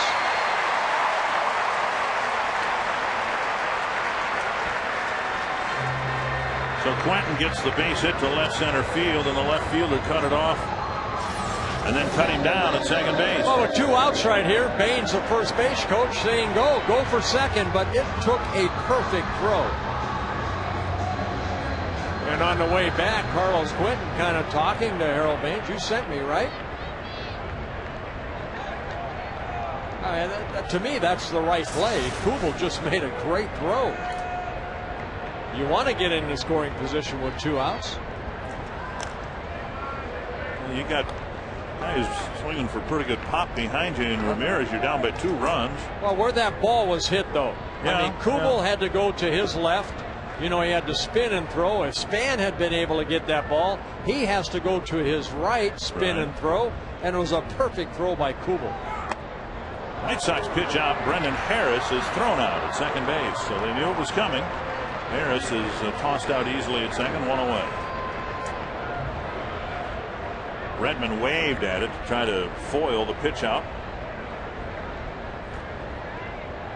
Castro might have taken a foul tip off the bare hand here. Let's see. Oh, you see, it's a pitch out right here. Redmond just trying to make contact. And a good one-hop throw, but picked out by Ramirez for the out of Harris at second. So Harris gets thrown out. Twins have lost 2 base runners on the bases. Burley picked off Span in the 3rd inning, and Harris gets thrown out there. That's strike 3 in the dirt. Now Castro has to throw to first. And Redmond is out on strikes, 2 down. Linebreakers really struggled on this road trip, and Redmond has some words for Bob Davidson as he heads back to the dugout. And Punto will hit. Linebreak has been one of the reasons why the White Sox have struggled on this road trip. The bullpen has not been as good in the last 2 months of the season as they were in the first 4 months.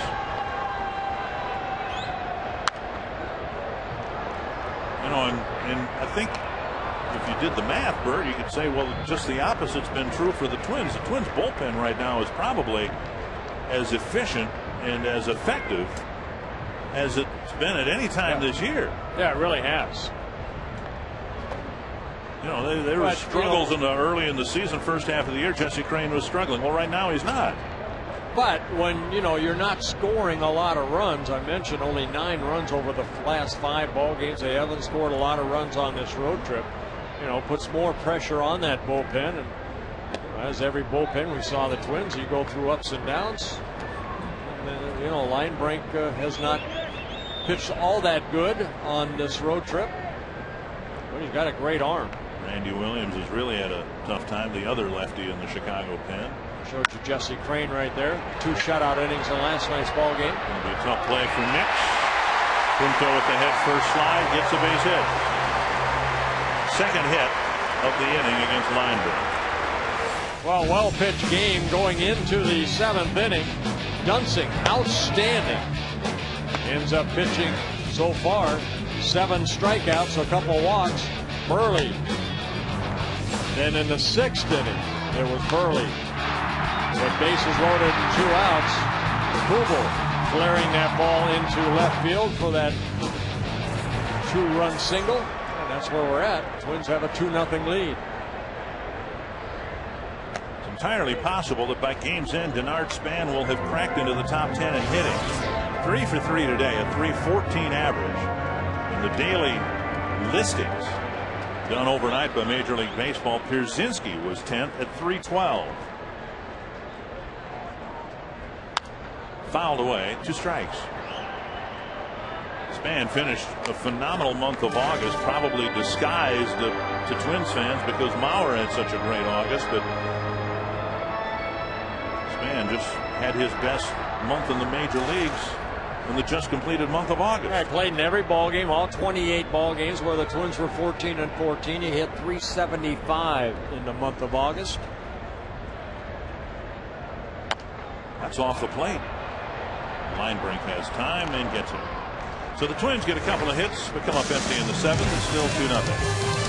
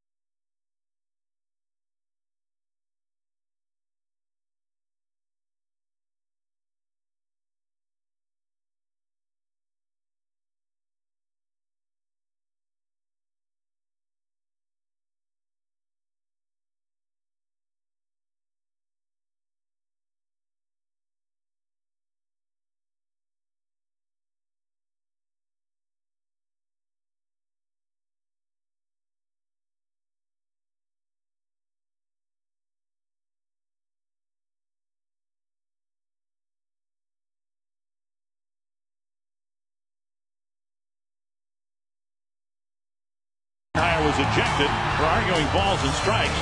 Now the crowd got out of hand, and Ozzie Guillen pulled the White Sox off the field.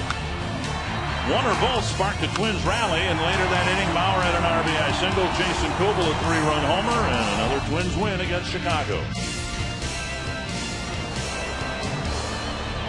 Alexi Ramirez will lead off the 8th against John Rauch, and he delivers ball 1. Well, we mentioned before, Rauch already 2-0 out of the bullpen. He's worked only 2 innings.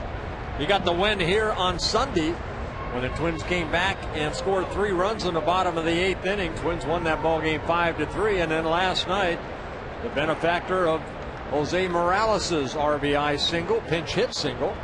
Twins beat the White Sox 4-3. Up high, 2-0, and Redmond will go to the mound. Just to reflect on, there's Denard Span in left field with Carlos Gomez in center. Something Ron Coomer pointed out before. Here's Rauch, who throws much harder than Brian Dunsing, and Ramirez is still in the very front of the batter's box. Well, you have to, I imagine you have to really trust your quick wrists, and then maybe he wants to get that breaking ball early.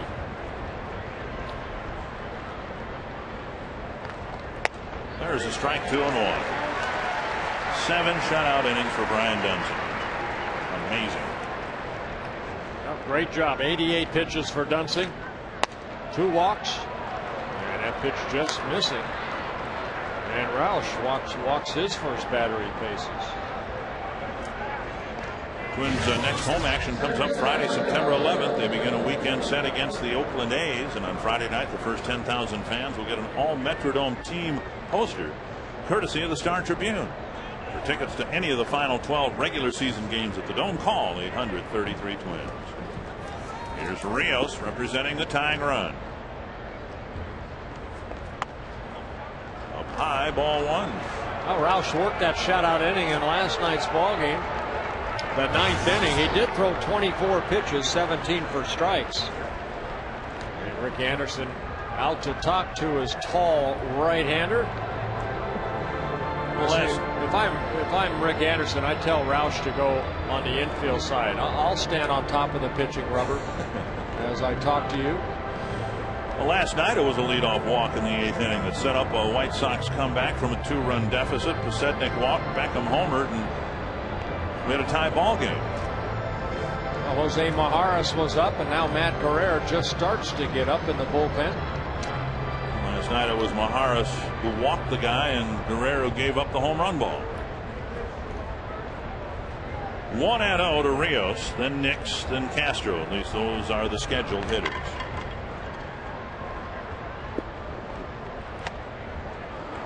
John Rauch has thrown 7 pitches, but only 1 over the plate.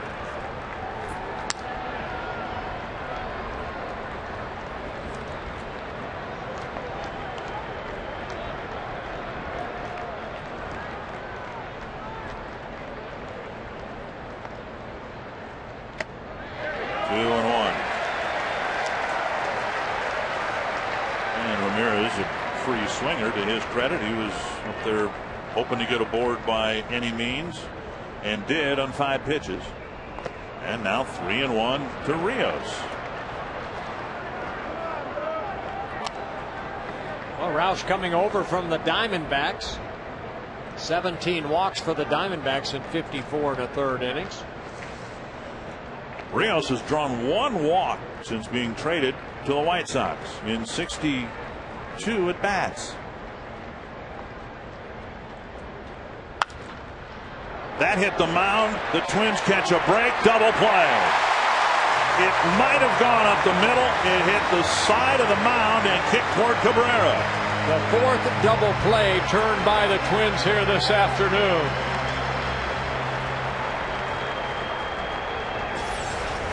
So Rios gets a 3-1 fastball, hits it sharply, and slowed down a little bit. Cabrera over to Punto, over to Morneau for 2 outs. And now Jason Nix will be lifted for a pinch hitter. Chris Getz is going to hit.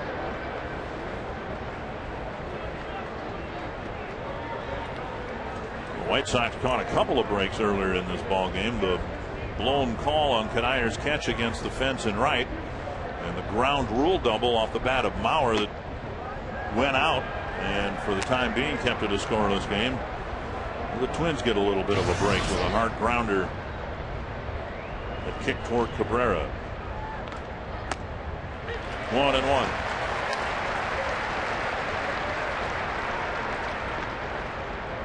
Gets played second base in last night's ball game. Went 1 for 4. Roush misses with a breaking ball. And as you pointed out, that's kind of an old 12-6 breaking ball, too. Slap to third. Harris stays with a tough hop, inning over. Leadoff walk, but Roush faces just 3 men in a scoreless 8th inning.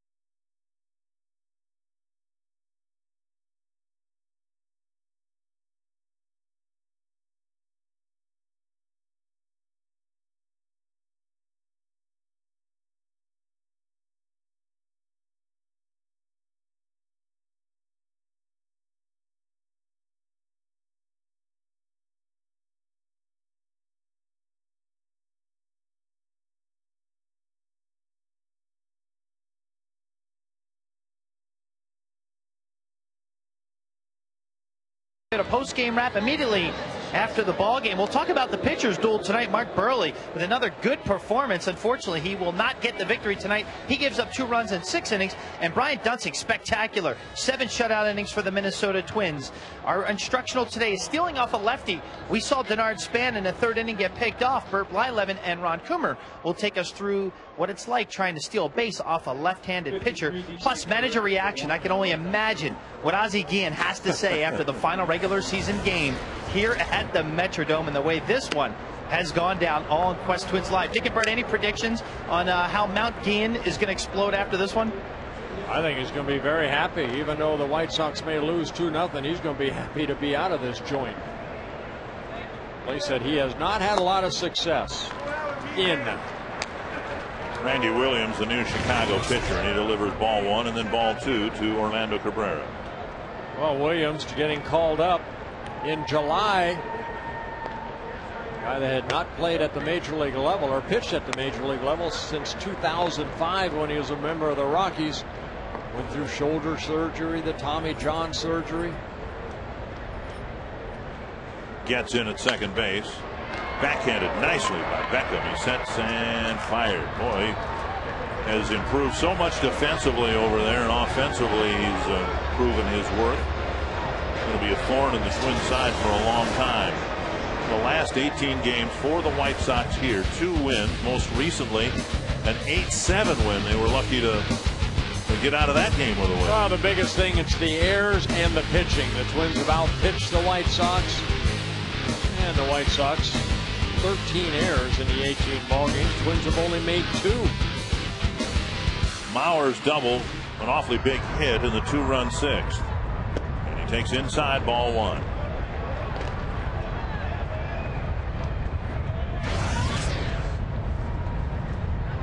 If you're inclined to get back on the bandwagon, if you ever left, and you're wondering, well, can this really happen? Can the Twins do this?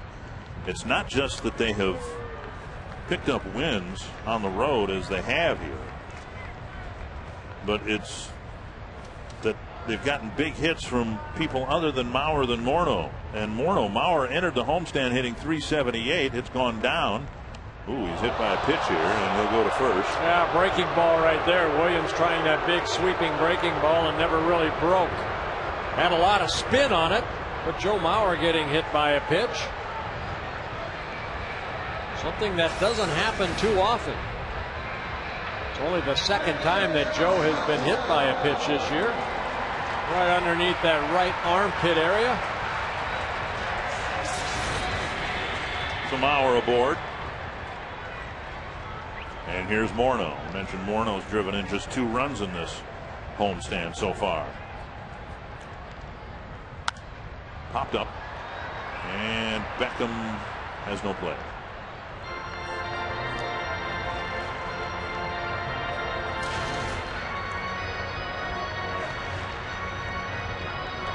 Remember, this homestand started with the Twins doing so well in the 6th inning, and as the homestand comes to a close, the critical inning might again have been the 6th. And a liner caught by Ramirez.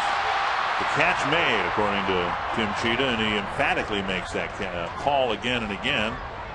And Ozzie Guillen coming to the mound here with 2 outs. Yeah, line drive right here. Ramirez got it in his glove in the exchange.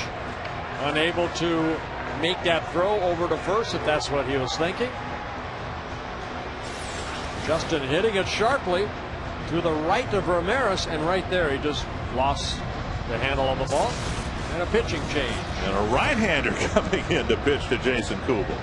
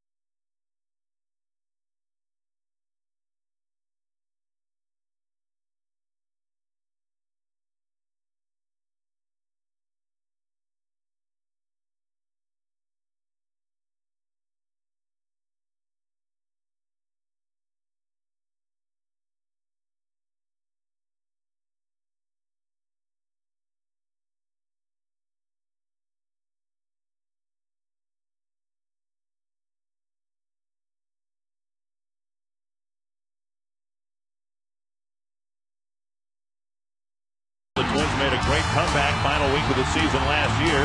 Spans triple tied the game, and in the 10th, Alexi Casilla won it with a base hit to center, completing a sweep of the Sox and moving the Twins into first place in the Central.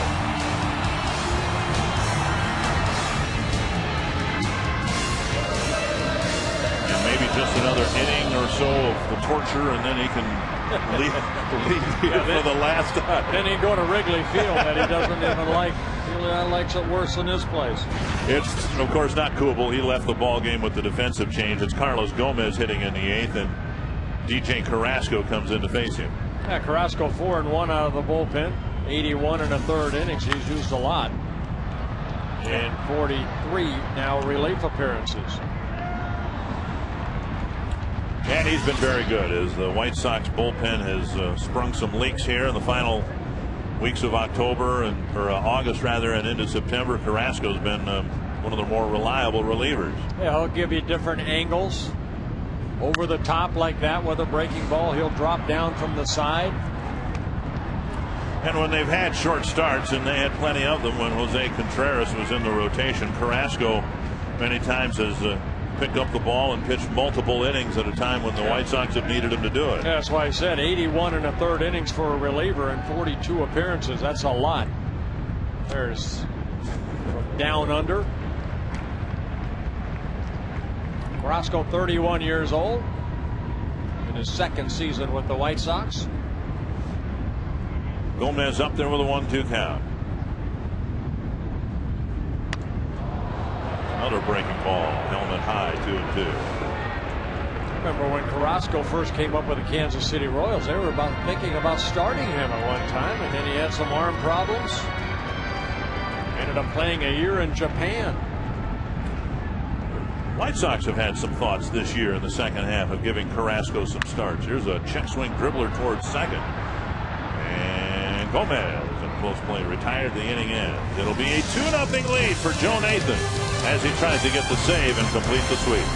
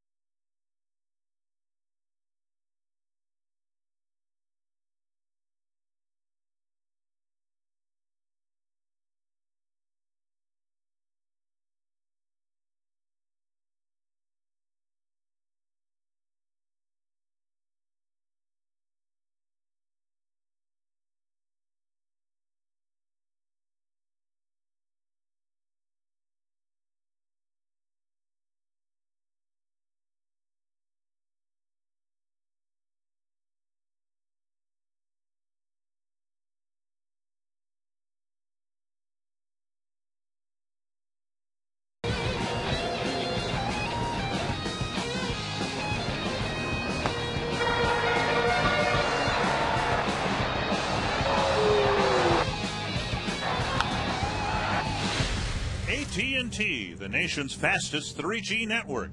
AT&T, your world delivered. Premium seating, Joe Nathan hoping to get the fans here wherever they might be sitting. A glimpse of a twin sweep over the White Sox. Well, Nathan looking for save number 36 on the year. He got 35 here on Monday. I tell you what, Bob Davidson's had a terrible strike zone here today. He's missed pitches that were strikes. He's called pitches 8 inches off the plate for strikes. Well, here Mark Kotsay pinch hitting for Castro, and that first pitch a little outside, called a strike. And you may as well swing at it if it's going to be called a strike. Kotsay 0-2. Well, you want a quick game? Call strikes. And that's what Bob Davidson had done.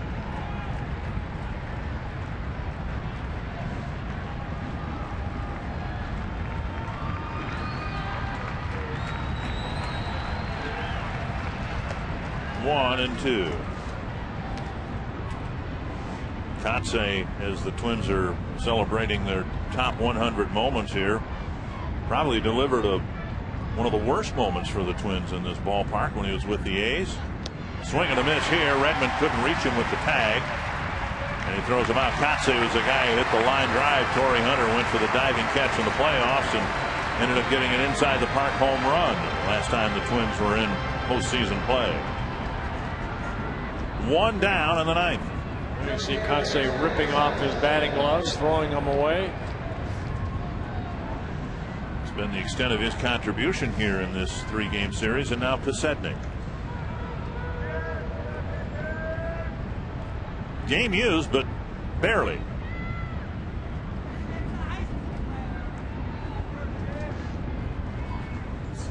Strike on the outside corner.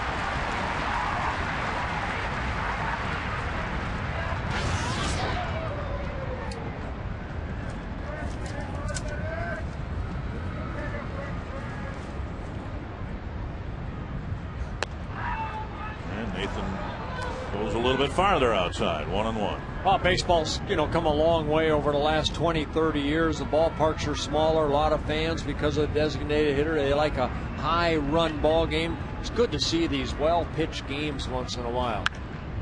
Lazy fly to left, and Span is there for out number 2. Well, going back to your point, in late July when the Twins swept the White Sox, there were scores of 4-3, 5-3, 3-2, and so far in this series 4-1, 4-3, and 2-0. Yep. I like games like this. Maybe being a former pitcher, but Twins looking for their 5th shutout of the year as a ball club. And the fans here starting to get on their feet.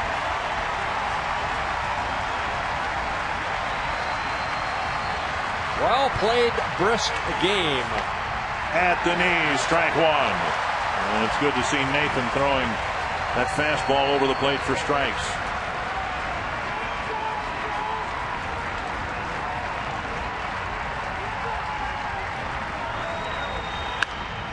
Into the right field corner and foul. Anthony LaPanta over there with Robbie Smokowski. Close. Never could go to his left. Yeah, Ron Coomer down there too. West Twins live postgame show. They're prepping right now, believe it or not. 2 strikes.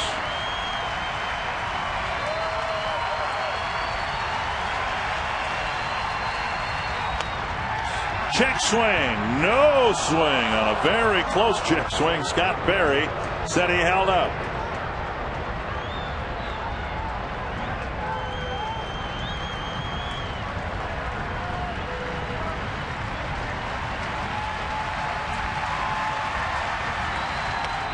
Another check swing, and it's 2-2.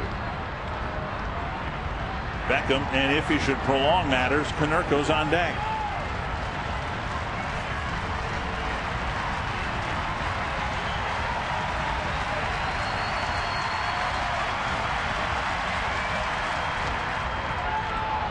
Three and 2.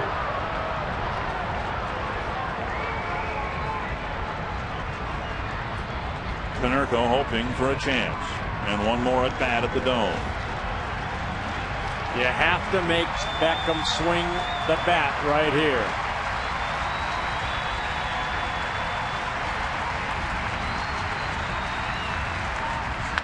And he blasts it to left, and it's a 1-run game. So Beckham hits his 2nd late-inning home run in as many games. Well, Nathan challenged him right there. Beckham won the battle. But the last thing you want to do is walk him right there. You have to challenge him and tip your hat to Beckham. He did not miss that fastball. His 10th home run of the year and his 3rd against the Twins this season. That fastball rolled right back into the swing. Almost the same pitch that Matt Guerrero threw him last night. Yeah. Well, here's Konerko. 1 swing away from tying the game up. Nathan 1 strike away from finishing off the sweep.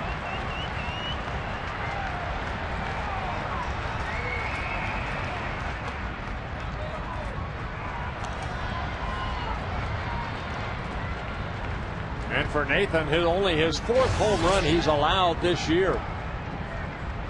No Chicago players hit more in the Metrodome than Paul Konerko. Swing and a miss, 1-1. He tried to tie it up right there.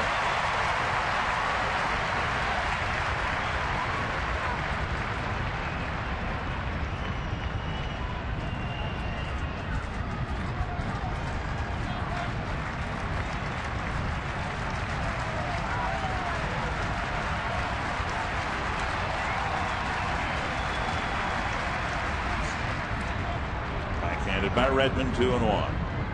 And the Tigers will host the Indians tonight. The Twins trying to complete the sweep and, if possible, from long distance, put a little pressure on the Tigers tonight.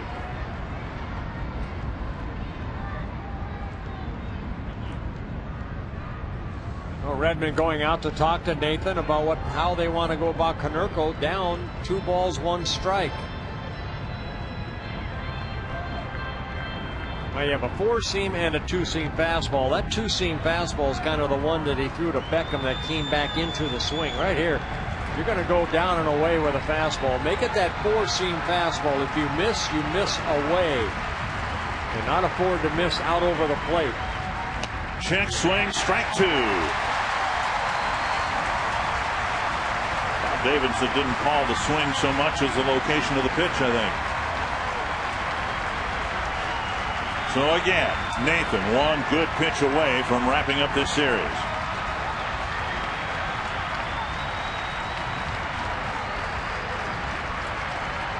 Three and 2 with Dye on deck.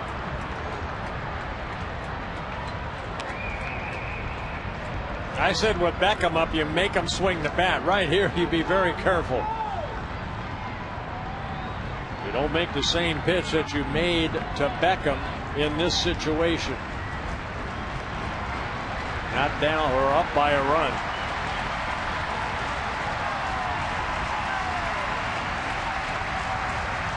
Konerko's got to be looking fastball right on top of the plate. Foul back.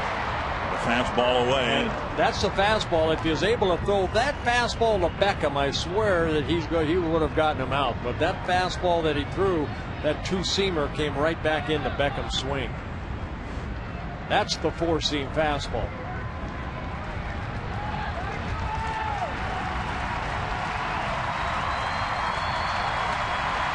th pitch for Nathan on the afternoon.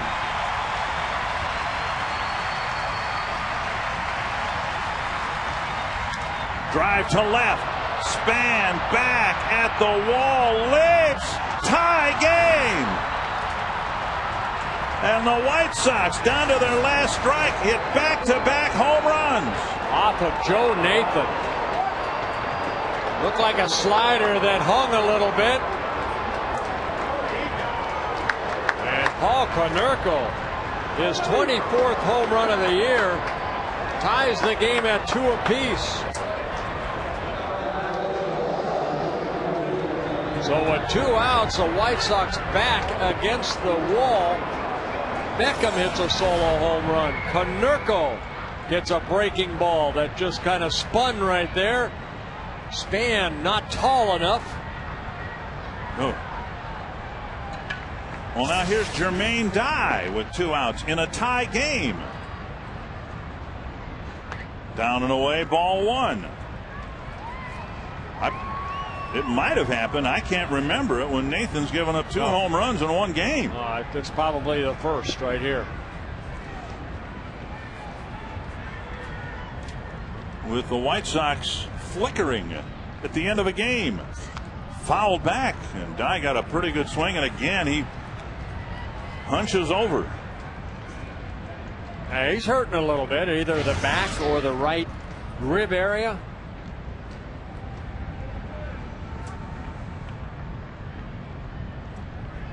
And it's gotten very quiet here again.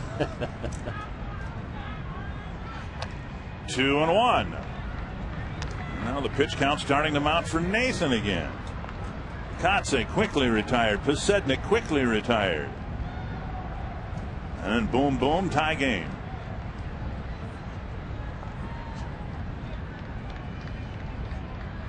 Three and 1. And Quentin on deck. Twins are going to have to get the bullpen warmed up here pretty soon if Dye draws a walk. And there the phone is ringing.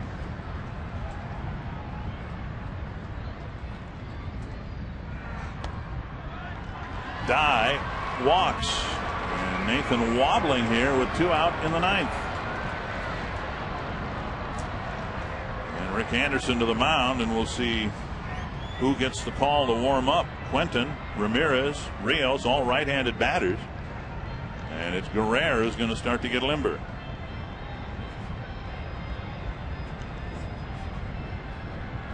So a rare missed opportunity, and in such a dramatic moment. Nathan's been so good in these. And Maharis, the lefty, starting to toss, and Guerrero as well. Dwayne Wise, the runner at first.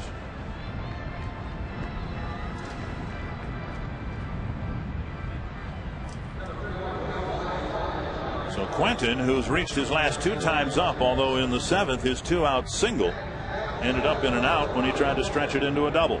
Yeah, great play by Jason Kubel, getting him out for that final out to end the 7th.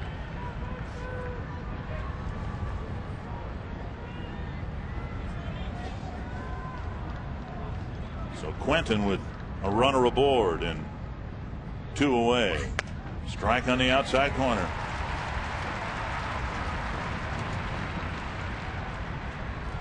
Well, Wise 2 stolen bases in 5 attempts. He's brought into the game here, maybe not to steal a base, but in case of an extra base hit, he might be able to score from first over Jermaine Dye. And the Twins outfield trying to prevent that, playing very deeply. Wise goes. Redmond's throw. Not in time, and the go-ahead run's in scoring position. So Wise is asked to steal a base, his 3rd of the year. And he gets into scoring position. Got a very good jump off that high leg kick of Joe Nathan. And Wise, with 2 outs, scores or gets into scoring position.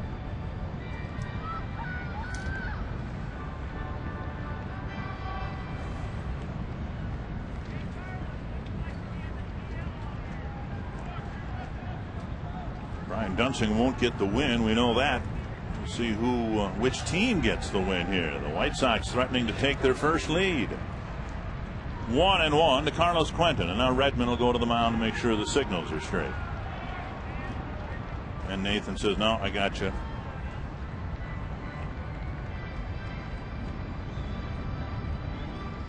Yeah, when you're talking about signals, their way will give more than one sign. With a runner at second, so that runner at second can't relay maybe where the pitch is or what the pitch is going to be to the hitter. Quentin. A swing and a miss or a foul tip, 1-2. Yeah, he doesn't hit the bat anymore when he swings and misses. Now he hits his ankle. Which makes even less sense because he's got a bad foot, right? Yeah. 1-2 to Carlos Quentin. Smothered by Redmond, 2-2.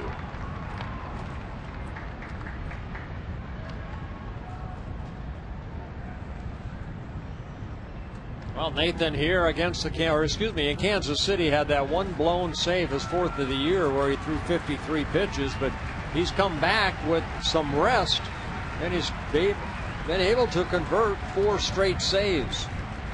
30th pitch of his afternoon. And now 3-2.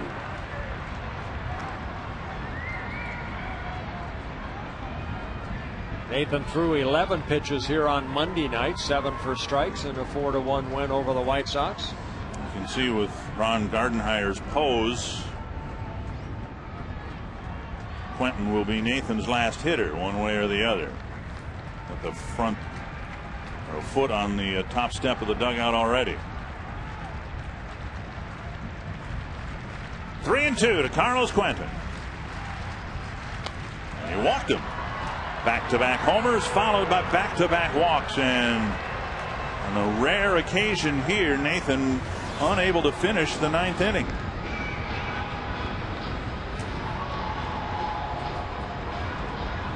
So Nathan struggling here after getting 2 quick outs in the 9th, and Matt Guerrero will try to clean up a mess.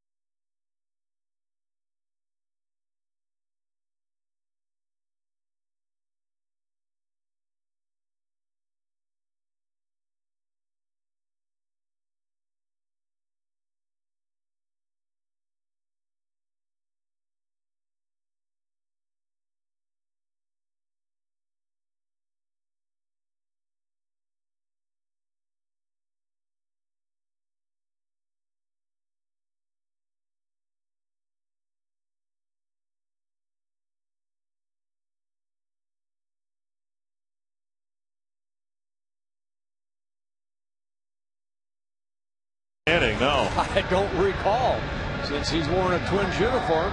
In that long outing against Kansas City, remember Ron Gardenhire was going to do it, and Nathan said, well, you weren't there, I guess, but Nathan just kind of motioned him back to the dugout. But here, with back-to-back walks after the back-to-back home runs, Guerrero will pitch to Ramirez.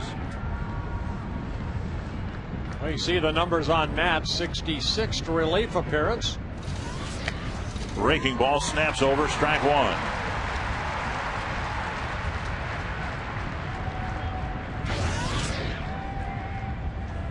The comeback started with a Beckham home run. Konerko with a home run. Dye and Clinton walking. Wise, the pinch runner at second, represents the go-ahead run, but now quickly 0-2 to Ramirez. But we've been here before. We were a strike away in the Beckham at bat. Again in the Konerko at bat.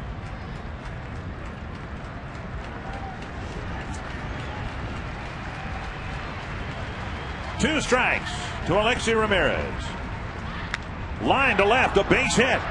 Span comes in, comes up firing. Here's the throw to the plate. Redmond can't field it cleanly, and the White Sox take the lead. And Redmond is bowled over by Dwayne Wise. Span's throw short hop the catcher. It's 3-2 Chicago. On RBI single for Ramirez. Span on that short hop to Mike Redmond on a very close play. Redmond just couldn't get that short hop. Good strong throw by Span, but short hopping Redmond. Red trying to, do everything he can to keep. You see Wise right there from getting into the plate. He's going to protect the plate, and he just could not handle the ball. Here's Wise scoring the go-ahead run. Rios with two men in scoring position, and there is strike one. Bobby Jenks is warming up now to pitch for the Sox in the bottom of the ninth.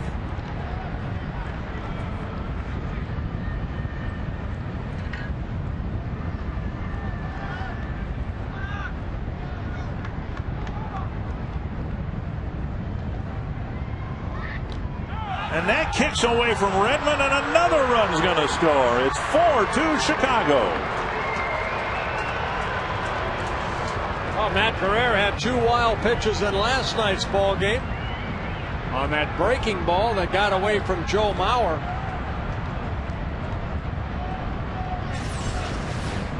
Let's take a look at this pitch right here. That breaking ball that lands in front of Mike Redmond and kind of rolled up that arm. And Quinton scoring the fourth run of the inning.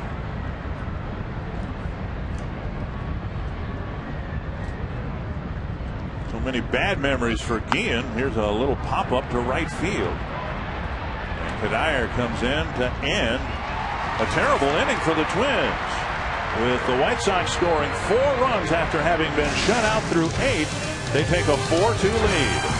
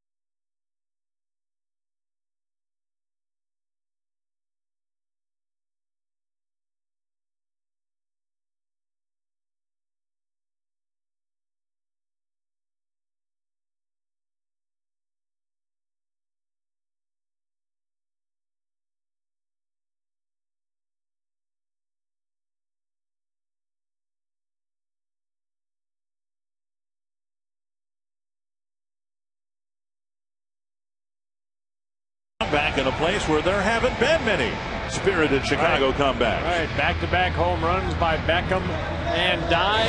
And then Joe Nathan lost control, walked a couple batters. Ramirez gets the RBI single, a wild pitch, and 4 runs on the board. And now it'll be Bobby Jenks trying to pick up a save, his 28th of the year, as Nathan tried to pick up his 36th. Cuddyer, Harris, Redmond are scheduled against Jenks. Strike on the inside corner. Twins getting a couple of runs in the 6th. They haven't done much offensively in and around that. Yeah, it was Beckham and Konerko that hit the back-to-back home runs. Swing and a foul, 2 strikes. Cuddyer 0 for 3, hasn't gotten the ball out of the infield. Then Harris, who singled in the 7th. Redmond is scheduled. The Twins have Busher, Casilla, Morales, and Young on the bench. Cuddyer faced Jenks here on Friday night, Monday night, able to get an RBI single off of Jenks. Jenks left an off-speed pitch up, and Cuddyer fouled it back.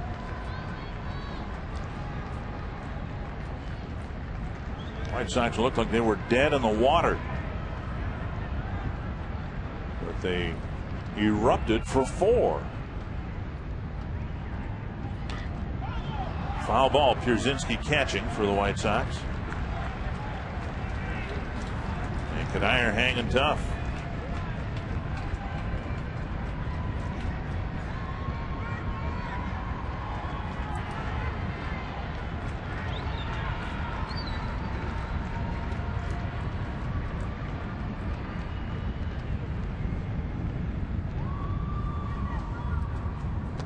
Down and away, 1-2.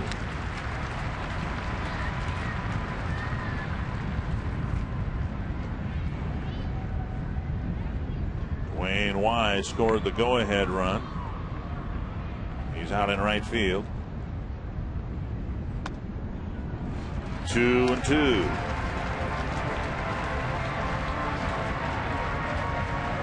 There's so much importance, of course, on this first batter. If Cuddyer reaches, everything changes for Jenks, changes for the Twins.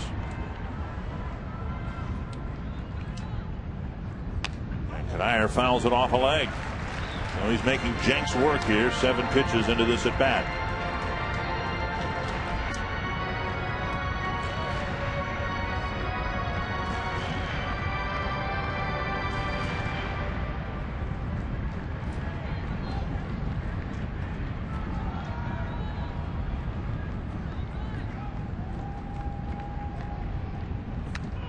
And another pitch left up, fouled straight back.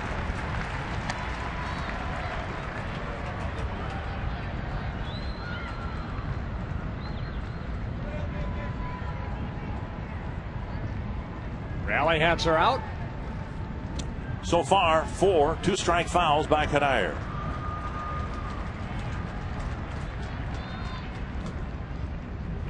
Got him. And a strikeout of Cuddyer to start the 9th. Well, Jenks is a strikeout pitcher, 44 strikeouts now in 46 innings pitched.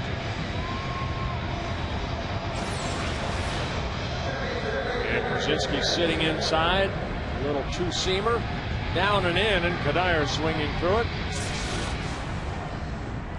1 down, and Harris will hit. Morales has come out onto the on-deck circle. He apparently will hit for Redmond. Foul back, strike 1.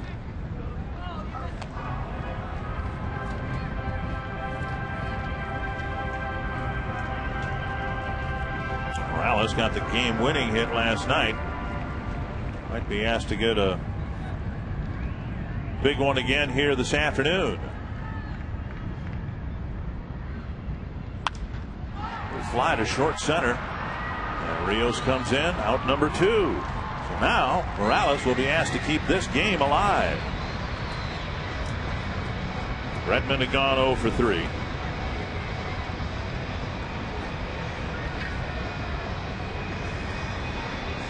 Morales with a walk-off single in the 9th last night. Now with 2 outs, Morales getting a fastball up and lining it into right center for the game-winning RBI as Nick Punto scores.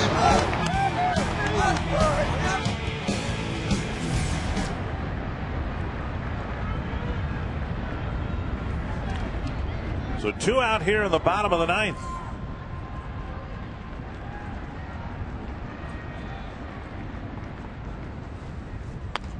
And strike 1. And Morales, of course, a perfect guy to have up there to try to keep this game alive because of what he's done against the White Sox in his career. 10 hits in 13 at bats.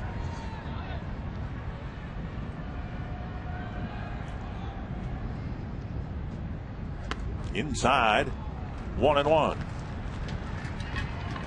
Morales, a switch hitter. As a left-handed hitter, hitting .339. Right-hander, .417. Brian Busher on deck. 1-1. That's loop to left. Base hit. The game is still alive, and Morales, incredibly, is 11 for 14 against Chicago White Sox pitching. And so now Brian Busher's job is to hit it over the fence. Punto had gone 1 for 3. An inside-out swing right there, just flared into left field. So Morales keeping the bottom of the 9th alive. Busher just called up. Didn't hit particularly well when given a chance with the Twins and struggled through a thumb injury and hit poorly in Rochester. Big spot here for Brian Busher. Inside, ball 1. Busher, if not hitting it over the fence, at least keeping the line moving for Denard Span, who's already got 3 hits today. Well, Busher has 2 home runs on the year, both of them coming here at the Metrodome. One against Seattle, one against Pittsburgh. Strike, 1-1.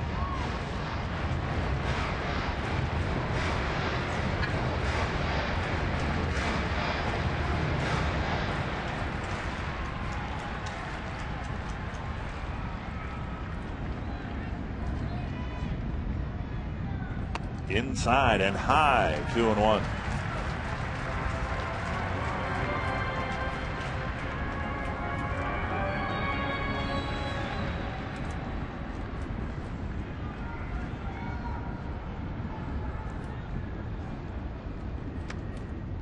Three and 1. Span might have his chance.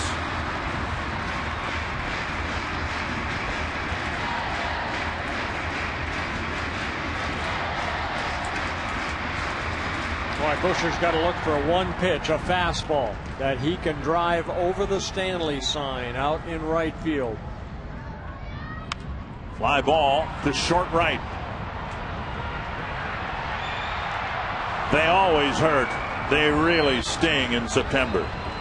The Twins 1 strike away from sweeping the Sox, and in Chicago's final game here at the Metrodome, perhaps their most dramatic comeback